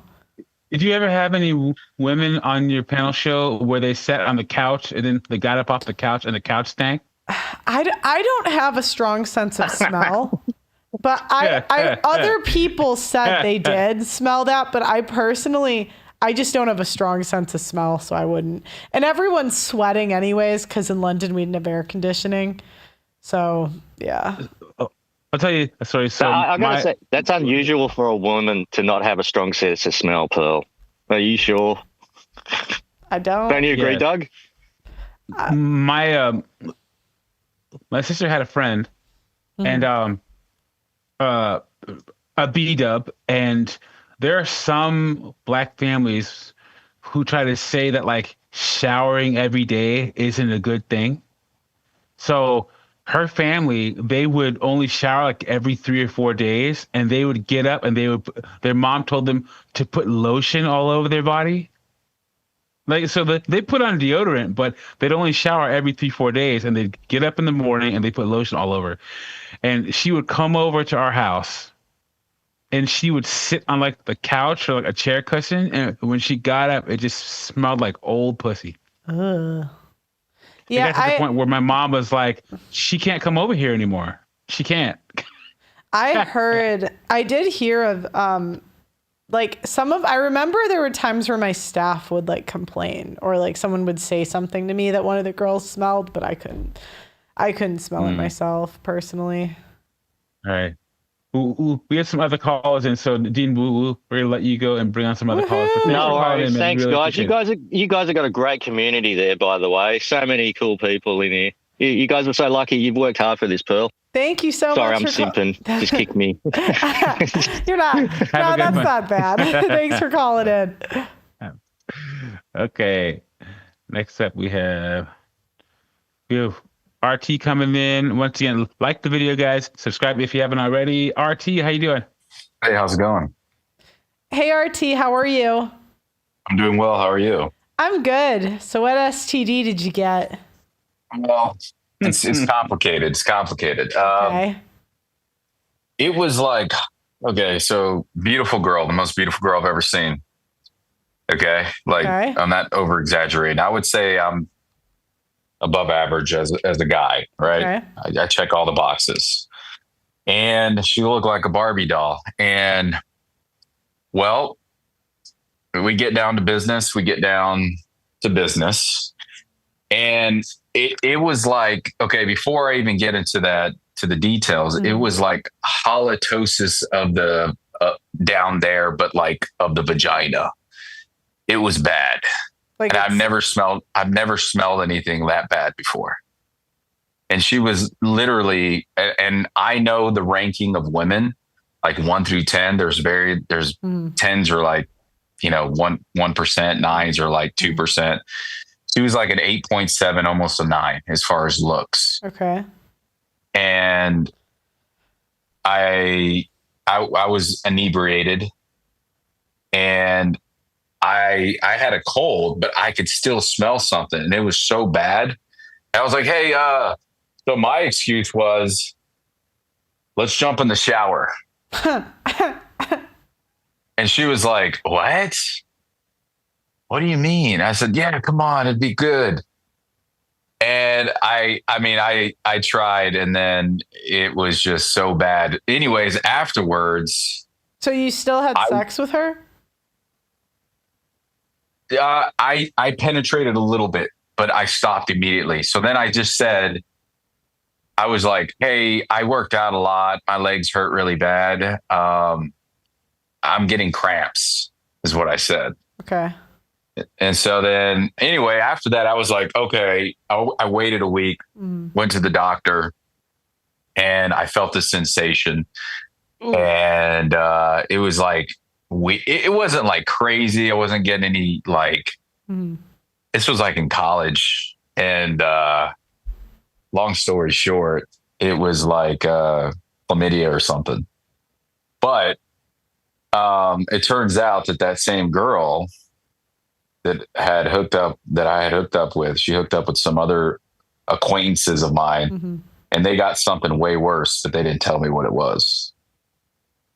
So like for chlamydia, it was just like, yeah, just take this antibiotic and you're good. And I was like, oh, okay. But that was the only thing I ever got.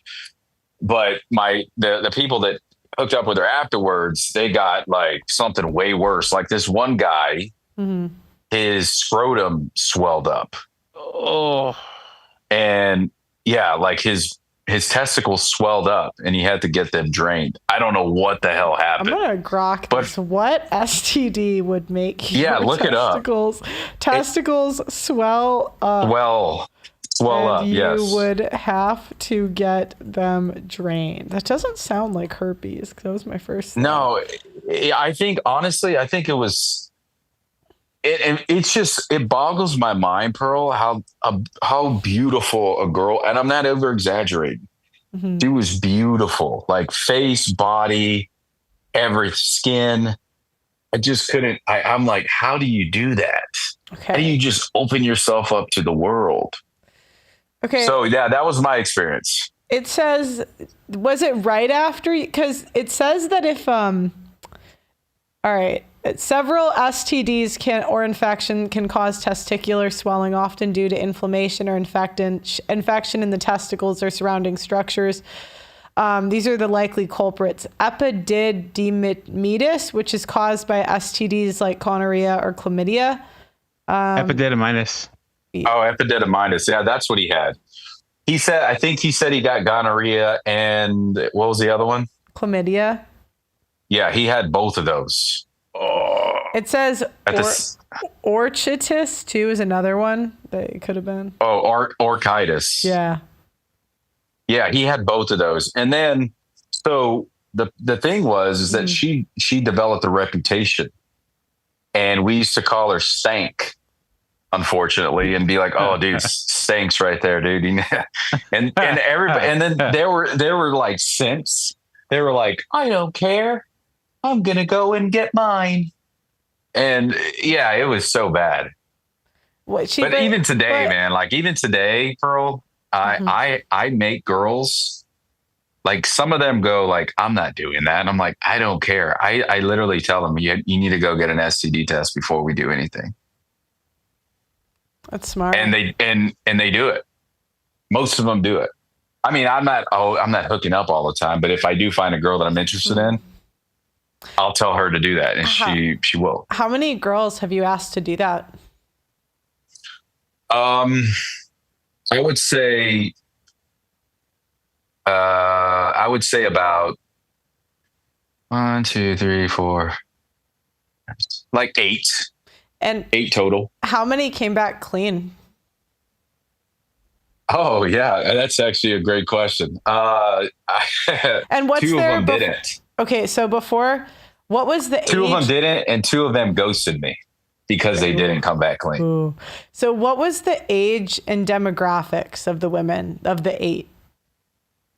The age were they were in their mid to late 20s. Okay. I'm in my late 30s now. Mm-hmm. I recently, going back to your question, demographic as far as like white, Asian, black. Oh, okay. Asian and Hispanic and white. And did you see any patterns with like which ones came back clean? Like did the older, younger, certain race, which ones didn't? The white ones didn't come back clean. Yeah, the Asians did. Oh yeah. It's crazy. Now you think about it, but yeah, they did. And then recently, because I've just been growing, I have 2 companies, so I'm like just on the grind, and I have a child as well, so I don't really put myself out there. But there was one girl I was interested in, and I was like, "Yeah, you need to do that." And she was like, she kind of got thrown off by it, but I was like, "Yeah, that's the only way I'm ever gonna go down that route." And she was like my age, and she had never been asked that before. And I'm kind of like, why? That's what I do. I mean, that's the only way I'll ever do it these days, because I just can't trust anybody. Yeah, call me paranoid, but yeah. Hey, paranoid keeps you clean, right? So it's fine.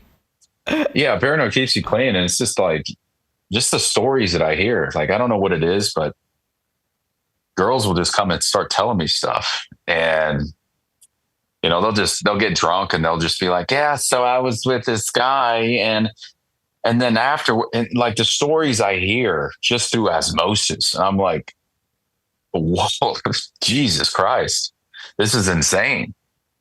I'm not in the game anymore. Like I mean, like I said, I'm busy growing these companies, but I think if I were to get back in the game, I would still be very cautious. What part of the country are you in? I live in Texas. Okay, Texas. I'm in, specifically, I'll just tell you, I'm in Austin.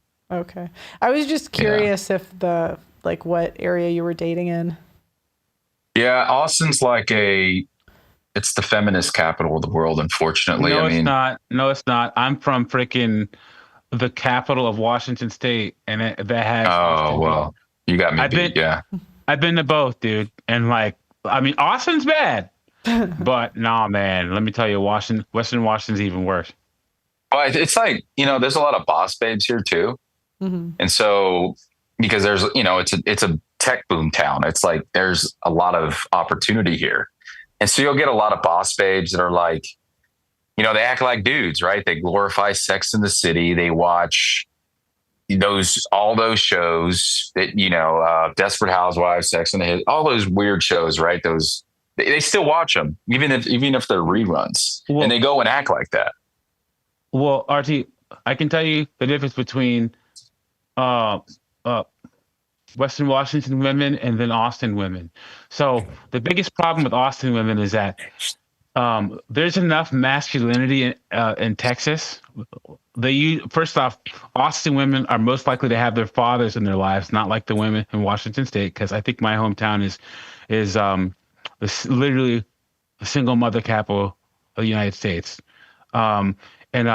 So they have their fathers in their lives, uncles, and then there's the cowboy culture, shooting guns, pickup trucks or whatever. So these are women who want a masculine man, but then want that masculine man to be feminist and treat them as equals. Yeah, exactly. So there's this weird juxtaposition. You see them with the cowboy hats and the big trucks, and they love men in uniform. They love police officers. They love fighters and boxers and traditionally masculine men. But then they expect those men to bend to feminism. Yeah, I just had a disagreement with somebody just now, like about an hour ago. No joke. I mean, I was literally, I have a very particular personality. One would call me masculine, right? Others would call me toxic masculine, but I'm really not toxic. I'm just a realist, and I say things how they are. I don't hold back. And so I go into the room, and she's like, I just can't with you. You just need to leave. You're just too much for me right now. And I go, oh, I'm sorry. I'm not a cuck. You need me to be more submissive and quiet and basically not be myself. And this woman who I'm referring to is a boss woman, very successful. And I'm just not going to conform to that. And it becomes a vicious cycle with these boss women here, especially is what I'm looking at. They go from one guy and then they go to a soft guy, and then they dry up quicker than the Sahara Desert down there after 2 years. And then they go to another soft guy, and then they hook up with the bad boys. And then they go, where did all the good guys go? And here's the thing. So they say a lot of women want a man like their fathers, and like a lot of Texas guys over 50 were still a masculine generation. But then these women had some aunt or their mothers fill their head with some garbage, and they just and Austin has some beautiful women, man. Has some beautiful women. And these women, so the first 4 months with one of these girls is great. Then she starts talking and starts trying to write. What would you say? The first 4 months are good? 4 or 5 months before the feminism comes out? No, I would say honestly, I would say the first, if she's really into you, the first 2 months. How long do you wait till asking them for an STD test? Like first date, second date? So I have to build some rapport with them. I have to see if they're worth even talking to beyond like a coffee date, right? So I'll take them out for coffee, nothing crazy. If they start complaining, like, can we go somewhere else? I just stop talking to them. Like, dude, I don't even know you. I'm not going to, like, what do you expect me to go and roll out a red carpet? I've never met you. So beyond that, if there's some rapport and there's some depth beyond what the surface level of her personality is that I can see myself talking to, they can mesh well with my personality, then I'll say, then we'll go on like the second or third date. I would say like third, fourth date, maybe. Then I'm like, okay, feeling it. And I'll just straight up tell her, I was like, hey, you need to get an STD test. Like I have that personality that I'm able to get away with it. I don't think most guys can do that. I have like an undertone of humor. So when I'm like, hey, by the way, you need to go get an STD test. And she'll be like, like, no, seriously. Yeah, that's, and she's like, okay. So 2, 3, 4 days. So the ones that it came back positive, what did they have that they told you? I have no idea. They ghosted me. Oh, really? They just didn't talk to me. They did it. And then they are like, yeah, they ghosted me. They didn't even talk to me after that. So I'm assuming they were like, oh, crap. And they were embarrassed. Yeah, but like, I mean, I'm just thinking like, couldn't you just treat it and get tested again and say you didn't go? Like if it's not like herpes or something, It must have been something bad. Yeah, they must have. Yeah, go ahead.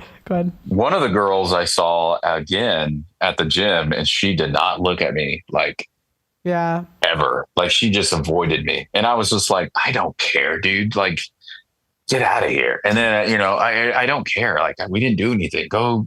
You could lie to me and say, oh, I just found somebody else. But we have a woman in the chat asking you, RT. So why isn't this guy married? Good. Well, typical response, right? Because the women can't come back positive for the STD test. You not hear him? Exactly. Not only that, because woman in the chat, I have time. That's why. And I'm building my value. I'm in my late 30s. I have nowhere to rush off to. And I'm in shape. I'm building myself mentally, emotionally, financially. I'm built physically. So why would I go into a game? And this is for her to ask herself, why would I go into a game where the odds are completely against me, regardless of how successful I am? And the ROI, if it's not a child, the ROI is not good enough. Like, it doesn't make any sense. Like, why would I get in a game like that? I honestly, the way I'm probably going to meet somebody, guys, is if they're like a 6.9 to a 7.4 in the most random place, who doesn't have a dating app and maybe barely has social media. That's probably how I'm going to meet like the next girl I'm going to date seriously. RT, we have Ronald. Ronald, are you there? You're on mute. Yo, I'm here. How you doing, buddy? What's up, man? You sure you want your camera on for this conversation? Sure. So what STD did you have, Ronald? Oh shit, I ain't never had no STD. Do you know someone? What are you here for?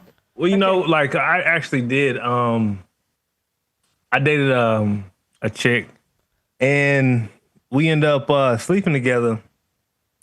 And you know, she actually, like, we were in a relationship or whatever.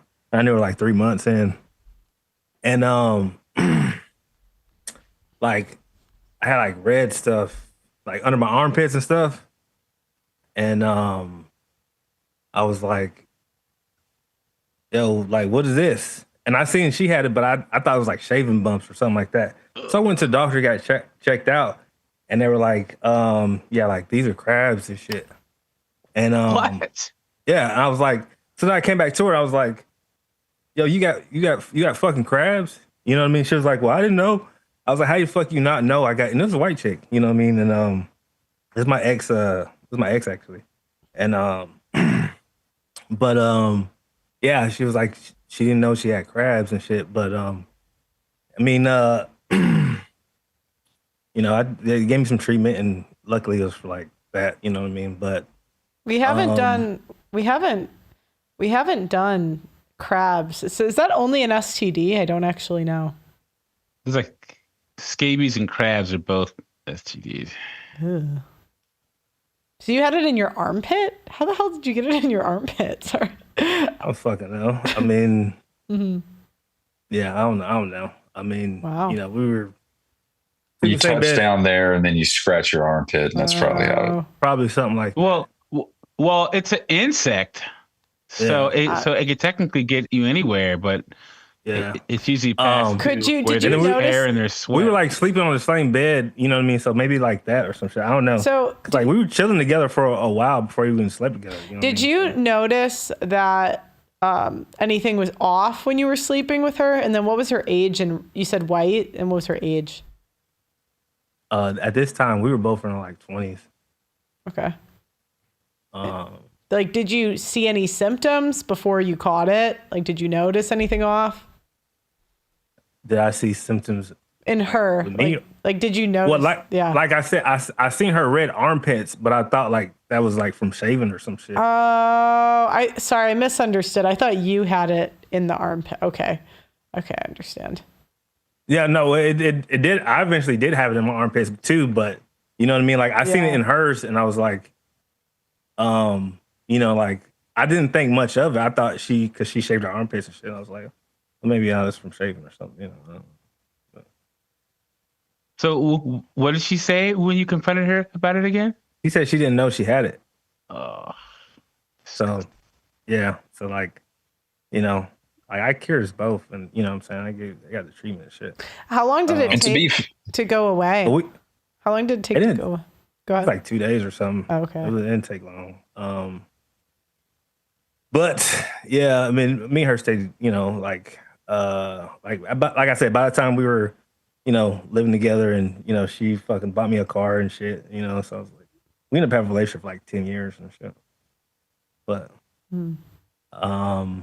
but yeah, that was like. So you stayed with her only because it was crabs? Or would it have been a different story if she would have gave you like herpes or something? Well, at that point, you already have it. I'm staying. Right. Right. You know what I mean? Like, I mean, if you have that, you know what I mean? If you have that, you're done. Like, come on. We were pretty, you know, open with each other and shit. You know what I mean? So like, if she had something, like, I think she would tell me.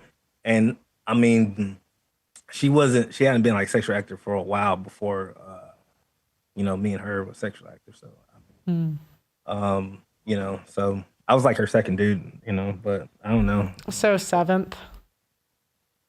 I guess. I guess. Yeah, probably. Yeah. Cool. Actually, we should do a show called "If You're Gonna Lie About Your Body Count, What Number Should You Lie?" Yeah. Seriously. Because what number Based do you on think girls- you should multiply a woman's admitted body count by, Pearl? What, 5? Well, So okay. Let's whatever number they say, times 5 or times 10? Let's. Do you guys consider oral a body? Because I think that's I don't think women consider oral a body. I think men consider oral a body. And I think it's because women, one, we're manipulative, and two, I don't think women bond the same through like oral. So do you, because I don't think women, when they count their body count, they're not going to count guys that nobody's going to know about, and they're not going to count oral. So I know for a fact that every other woman doesn't consider oral a body, but black women do, because black women treat a BJ like it's actual sex. But it's sexual intercourse. Like not necessarily intercourse, but like it's sexual. You know what I'm saying? So it counts. Yeah, to me, if a girl does that, that's like, damn, like you went down on that, dude. Right, like you can still catch something if you're going down. Oh, 100%. I mean, I even told, it's a true story. I told this girl the other day, I was like, she was like, yeah, I've only had this amount of guys, but I mainly do that oral, because, it was at that type of level already. And I said, well, I might as well be gay at that point because of all the guys that you've been with. What the hell's the matter with you? She got pissed, but. yeah, I'd say multiply it by 3 or 4. So. Yeah. I think that 4 is a good number. So if a girl says, oh yeah, I've only been with 10 guys, she means 40. 100%. If you're gonna lie, what number are you gonna lie with? That's a great call-in show. That's hilarious. Go ahead. What were you guys gonna say? Well, I was just saying, like, back this is kind of like, this is kind of back in the day, so it's not like how things are now. You know what I mean? So maybe it wasn't so high, but. Well, let me tell you this. Oh, go ahead. I'm sorry, I didn't mean to cut you off. No, you go ahead, bro. No, I was going to say, I know a girl that has a body count well over 50. Okay. Because I just know. But she was telling another guy, I can count how many guys I've been with on 2 hands. And I'm thinking like, wait, combining the 2 hands and then it being a double digit? And she was being dead serious. She was like, and I was overhearing this conversation and she said, 8, I know that woman has well over 50, 60, 70 bodies. And I was like, damn, if she's lying like that, I can't even imagine. 8, wow. It's crazy. It's crazy. She said 8. She was like, yeah, 8, 9, I think. Like being dead serious. And I'm like, I'm like looking, I'm like, what? Like there's absolutely no way. I know you had like 8 in a month. But I'm like, man. Did she hook up with a lot of your friends or something? No, I mean, the thing is, it's like girls get really comfortable with me because I'm not an asshole. And so like, I'm very straightforward. I'm to the point very quickly. So they get really comfortable with me. So they start opening up and tell me stuff. I don't have girlfriends. I don't believe in girlfriends. I don't think it's real. I don't want to be a beta male orbiter either. I'm not going to go hang around a girl. I have nothing in common with a girl. So what would I go do? Like, are we going to go shoot guns and go fishing? Probably not. I mean, maybe some will, but no, I mean, they just open up to me and then we stay in contact, and I post stuff and they, they'll interact with me because I've never really not been the same person from the beginning. And I think because of that, and I've been real from the beginning, they just open up to me and be like, yeah, this guy, and they'll just tell me everything. So that's how I get a lot of the insights and the scoop on all this stuff. And the crazy thing is, if that's what she told you, it's probably worse. You know what I mean? Yeah. Yeah, because like, Yeah. even I feel like there's levels to female lying. Like there's like more honest and then super honest. So it's like, if that's the story she's telling you, it's probably worse than that. It's probably 100. I mean, I went to dinner with one of my acquaintances, I guess. And I've known this girl for like 10 years and we used to hook up and everything. And we go to dinner and she has like 4 or 5 drinks or glasses of wine. And, you know, she's like in her late 30s as well. She was like, yeah, you know, just casually telling me, oh, I met this 32-year-old and, you know, I don't really know about him, but I did hook up with him. And then, but I still don't really know about it. I don't really know like if I like him or not. But then I hooked up with him again. And I'm like, what? To me, to me as I don't know how you guys think, but I don't understand. Maybe some girls are just damaged this way. I just don't understand how a girl just opens her legs and she's like, I really don't know about this guy, but I'm going to let him bang me. But, you know, and then I'm going to let him bang me again. But to me, it's like, how do you have to be like messed up or something? No, there's some women that just don't think sex is a big deal. Like they just don't. Like I knew women like that growing up. They just never, like there's like I would say high anxiety women tend to have lower body counts than low anxiety women. And like there's some women that just don't get, like they don't worry. They just don't get anxiety about that stuff. Yeah, it's like sexual liberation is so prominent, especially with the boss babe chicks. Like they're just like, they use justifications of energies and it just is what it is. And another thing that they also say, Pearl, that is really prominent in the boss babe world is they say, well, you know, to each their own. I mean, if that's what they want to do, that's what they want to do. And when a girl says that to me, by the way, immediate red flag. And I usually do litmus tests that way. I'll bring up subjects indirectly and I'll be like, so what do you think about like, you know, feminism and like, and they'll say what they say, but then I'll say, well, what about like sexual liberation? Like, how do you feel about that? If they say something to the effect of, you know, I mean, some girls, they can do whatever they want. It's an immediate red flag for me. I'll tell you what, some girls are just like that. They can do whatever they want. Like they can, like I'm telling you, these girls, like they don't, it's like really weird. And I remember like witnessing it when I was younger and just thinking like, I don't understand how they can just not feel attached at all. But that like, for whatever reason, I don't even think it's like feminism or brainwashing. I think some girls are just like kind of like that. I think they're just really I think they're masculine, to be honest. I mean, I think these women are acting like, here's the crazy thing. And here's what I tell my buddies. Like they act like dudes. Like it's so crazy. Like I'm walking and I have, you know, I would say modesty speaking, I'm not, I'm not thirsty for women, in other words. Right. So I see these girls and they're just like, they act like dudes. They flex like dudes, but then they act feminine, but then they're like talking about bodies. And so like, they said this guy is so Elton John. Are you Elton John? That's what they're saying. And here in Atlanta, that's where I'm at. They say like Atlanta has like the 3rd highest in HIV rate, right? Mm-hmm. And I mean, there's a lot of stuff going on, but like I know how like the culture is here, and you know, like they don't care, man. You know what I mean? Yeah. Clubbing, thoughting, twerk, you know what I mean? Atlanta is a home of the women where if you try to put on a rubber, they get mad at you. And they're like, well, you think I'm dirty? They will get upset and start yelling at you if you try to put a condom on. Let's see, what major cities have the lowest STD rates? Grok is going to... It's going to be like a podunk city somewhere like... I'm going to bring on two more callers, so okay. I'm going to drop you guys off. But thanks for calling, okay? Thanks for calling. All right. Yep. I guess it's Provo, Utah. Of course. Guys, make sure to like the video if you haven't already. Subscribe to the channel. We're on our way to 2 million. What about the 10 biggest cities? I'm sorry, go ahead. What about in the U.S.? Okay. Yeah, go ahead, Doug. Darren's coming up next, and then I'm going to bring on SoCal Lowbrow 2. keep hitting that super chat button because all super chats go towards the Demorza documentary.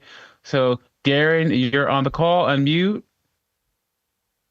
Either Darren or SoCal Lowbrow, whoever comes first. Hey, what's up, guys? How's it going? SoCal, how you doing, buddy? All right, man. Hey, what's up, Pearl? I talked to you a couple of months ago, or I don't know when. Cool. I got a lot of STD stories, man. First of all, that guy is Elton John, bro. That guy is weird. Listen, let's get back to the topic about STDs, right? Okay. STDs are great. That means you had a fun time. That's the truth. You know, you had a great time, and then you have to pay the price later. You know what I mean? Okay, so what are your STD stories? No. I'm just listening. I'm not arguing about this. Chlamydia, gonorrhea, multiple times. It's great, you know. Then you go to the urgent care. You use your benefits, and you get a big pill and a shot in the ass. You know, it's like, I'll see you later. Okay, yeah, you know, who cares? You know, I'm so tired over all these guys like that guy. He's such a faker about what thirsty. What the hell is this guy talking about? Let women be women, man. Like, I'm so done. I love hoes and I love STDs. Yes, we all do. Let's stop being holier than thou. No, we all don't. Okay, Oh, so come hold on. on. You never had guys, I'm gonna let you go, but I just want to hear him talk. So okay, so your take is basically that anyone that doesn't want an STD is holier than thou? Like, how do you? No. I'm not saying that. Okay. What I'm saying is that men want to be holier than thou, you know, now like, oh, I don't like this. I don't like that. The red pill movement. Let me tell you something. You get it as it goes. That's the truth. Okay, so that's the how truth. many times have you caught like anything more serious, like herpes, like, or has it just been gonorrhea, chlamydia? Yeah, that's about it. And I've been pretty lucky, you know. I got an HIV test and all that stuff. And I really was thinking, man, I don't know if I don't know if I have it. I mean, we just don't know. I was sweating bullets, but that was okay. I got out of that. How many times have you caught gonorrhea or chlamydia? Now, I mean, I'm 43 years old. Gosh, at least 10 times. At least. Yeah. All right. All right. As long as you treat it early, you know, I mean, as soon as it happens, it's not the worst it's okay. one. It's not herpes, so no one's worse. Yeah, it's not herpes. But even if it was herpes, let's say that I do get herpes, Pearl, in the future, who cares? You know, wow. You know, herpes is not the end all be all. It's not brain cancer. I mean, the women hooking up with you probably do. I mean, but what I'm saying is not brain cancer. You know what I mean? You're not going to die of it. Yeah, you won't die, but it's just, I mean, I just think it's one of those things where the people that don't have it, like, you just don't want it, you know? Right. No, I understand. Well, Yeah. I'll tell you a crazy story, right? I had a retinal tear in January. I got into a fight. Guess what? I didn't want to have a retinal tear. They have to laser my eye, you know, before I lost my vision. My eye's okay and everything. But guess what? I didn't want that. I didn't ask for it, but it happens. It's called life. If we here's the thing, you're kind of wait. So you're kind of going at like the neuroticism. Like a lot of the guys are neurotic. I get it. Like a lot of people are neurotic about this kind of stuff. It's not even neuroticism. No, go ahead. Is that what you're getting at? Or like... No, what I'm getting at is that it's called life. Okay. If we want to sit in a vat, like, you know, in a glass house where nothing ever bad happens to you, then go right ahead. You know, there's people out there that I want to live a healthy lifestyle. I never want to smoke. I never want to drink. I never want to party. I want to live a long life. So is that really a life? That's what I'm trying to explain to you. Yeah, I understand. In 100 years, we're all going to be dust anyway. Whatever happens today, in 100 years, no one's going to remember. Yeah. That's the truth. I mean, unless you're Abraham Lincoln or something. So Doug, wait. Yeah, I mean, I prefer to not have that stuff. I think there's some things that are like calculated risks, but I do understand where you're coming from. So I do understand where you're coming from. Could I hear the next caller? Yeah, let me bring him back in. Hold on 1 second.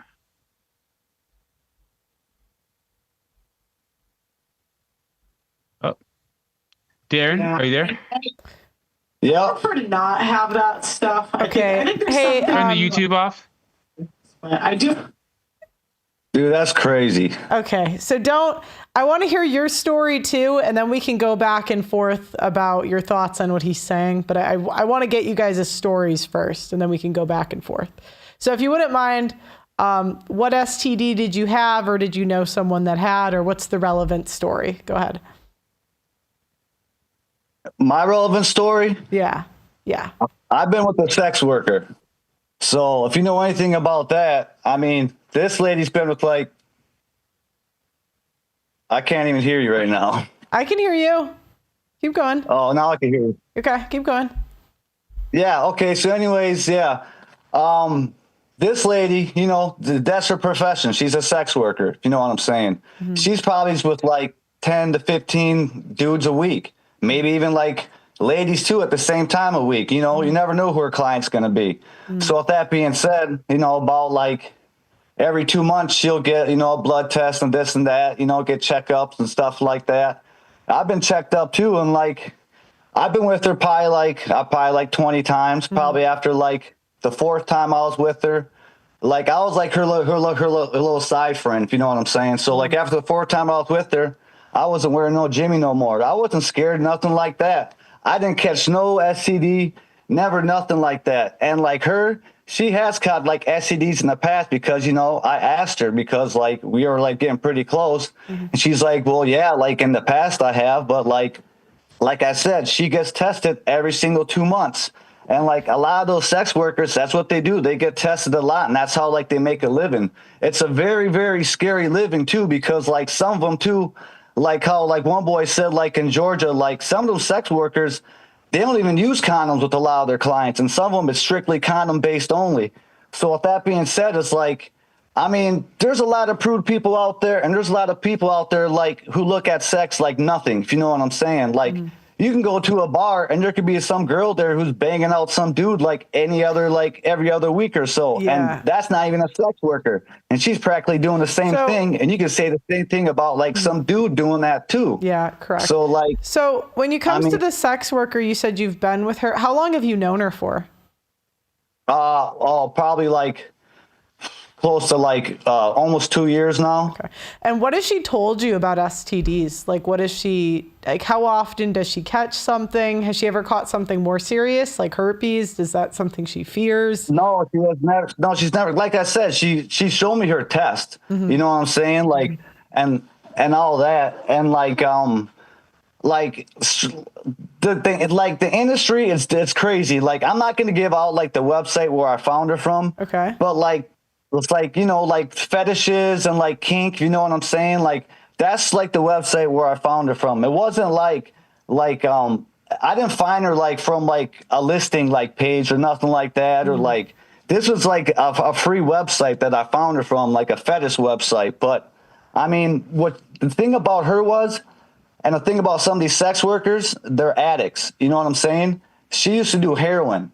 So with that being said, everyone knows that anyone who's done heroin, you could have HIV. You know what I'm saying? Yeah. But yeah, so that's a scary ass thing. And for her to admit that to me, some people don't tell you the truth about their whole entire life. You know what I'm saying? Yeah. So, you get tested if you're scared. You know what I'm saying? Like I'm saying, a lot of these workers, they get tested. So, they'll show you their test too.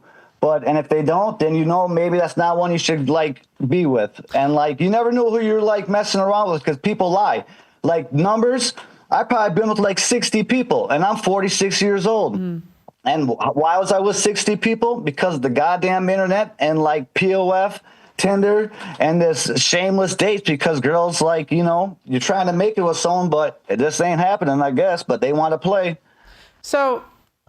But you never caught anything. I just want to clarify. You never caught anything. I never had an STD. I never caught anything. Okay, cool. Nothing like that. But she has. Yeah, so how many times did she catch something? Did she give you a number of times she's had it? She told me she had chlamydia at the time, and she was passing around with both her partners. You know what I mean? They couldn't get they had it for a while because she kept on going back and forth with her partners, different partners and shit. Okay. And I don't know. That's the only thing I really know that she told me that she's had. Okay. Maybe syphilis before too. I don't know. Yeah, that's common. But okay. Yeah. Okay. That's it. But, Doug MPA. Is there anyone else on the line or no? Nope. Okay. So now you guys can go back and forth. You had some thoughts you wanted to share about what he said about the about who cares about STDs. Oh, Solo Yeah, Brow go is ahead. gone. Oh, he left. Okay. It's okay. Yeah, he left. He didn't have to leave. I just put him in the waiting room, but he left.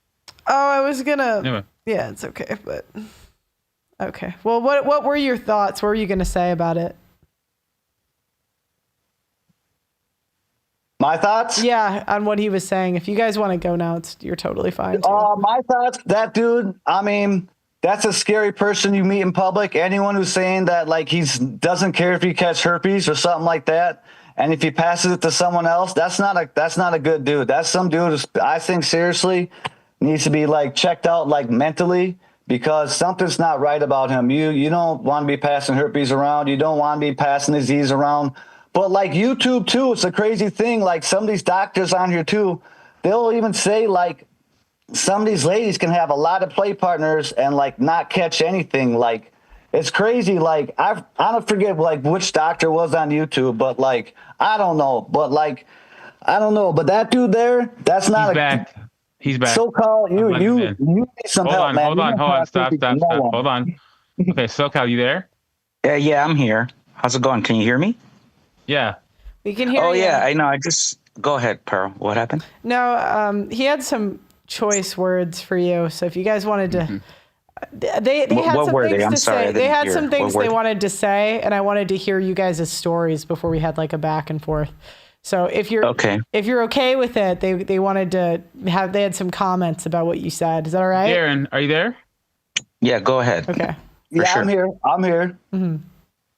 Hey, low-cal, dude, you and your raw dog, it needs to stop, man. You thinking that catching herpes is okay? That's not okay, man. You straight up gonna go to hell. I believe in every single God in the whole entire world, and I trust you, man. They will come after you for that shit, dude. I mean, dude, you are not right, man. You're not right in the head. Get some mental help, dude. Like, seriously, you don't want to be like catching herpes and passing that around and smiling about it. That's not cool, dude. That's very shameful life. Okay, I'll let SoCal go. Did you have any thoughts you wanted to respond to that? Go ahead.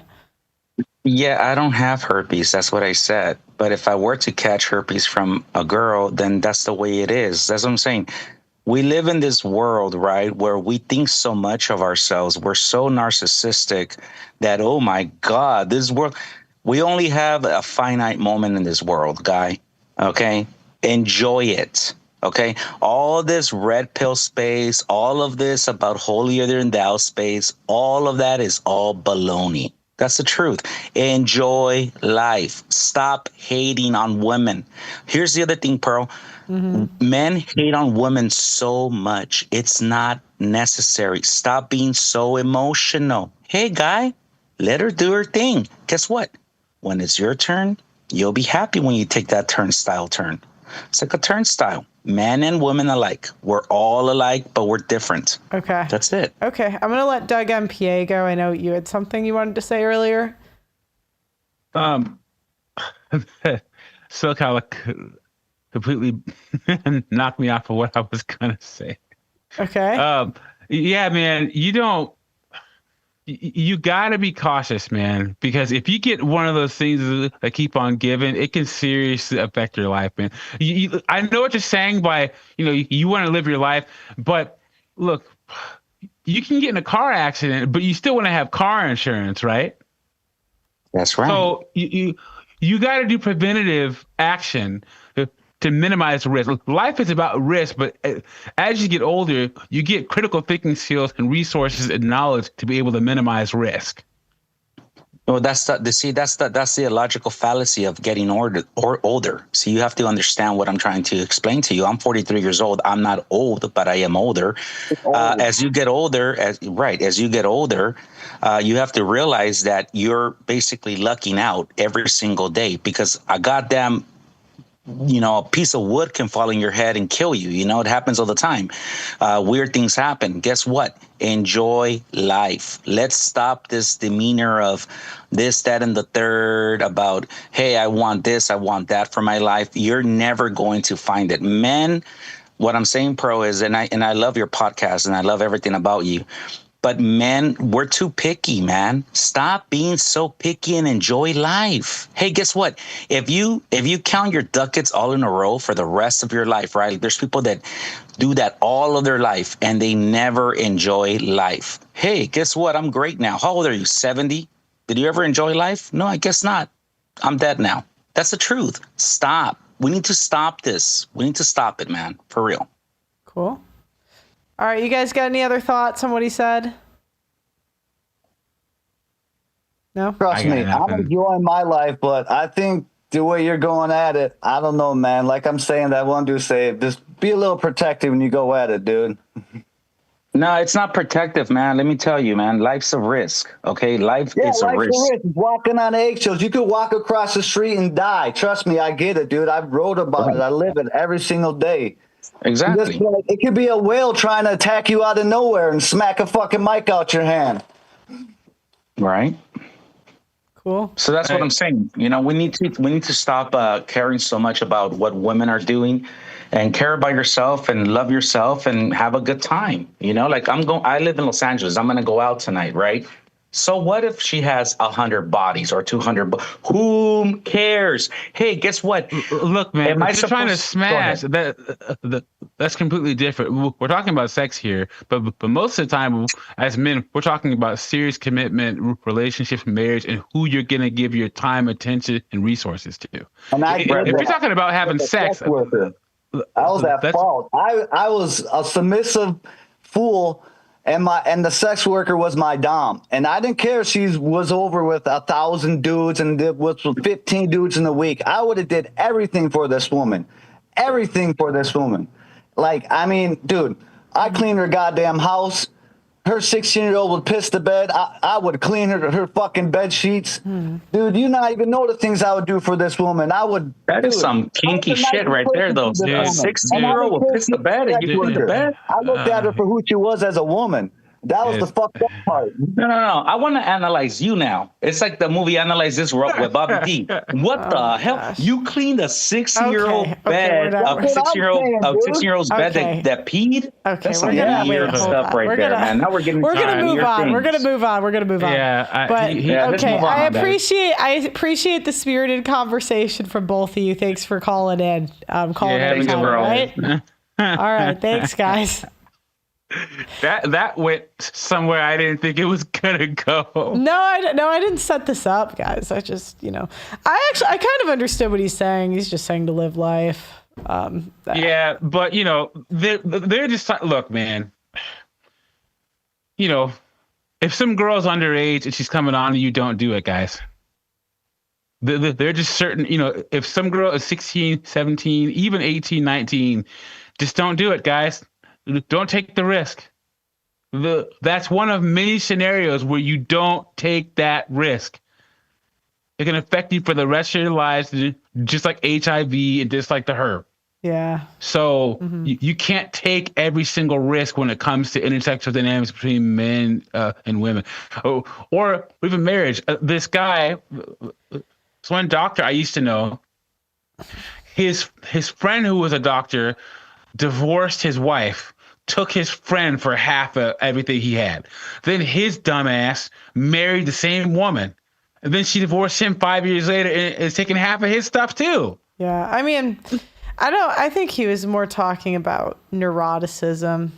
Like a lot of guys are neurotic, like women. Because it's kind of like a female trait. So if guys are always like worrying about what goes wrong, it's like that's kind of like a female trait. It's like worrying.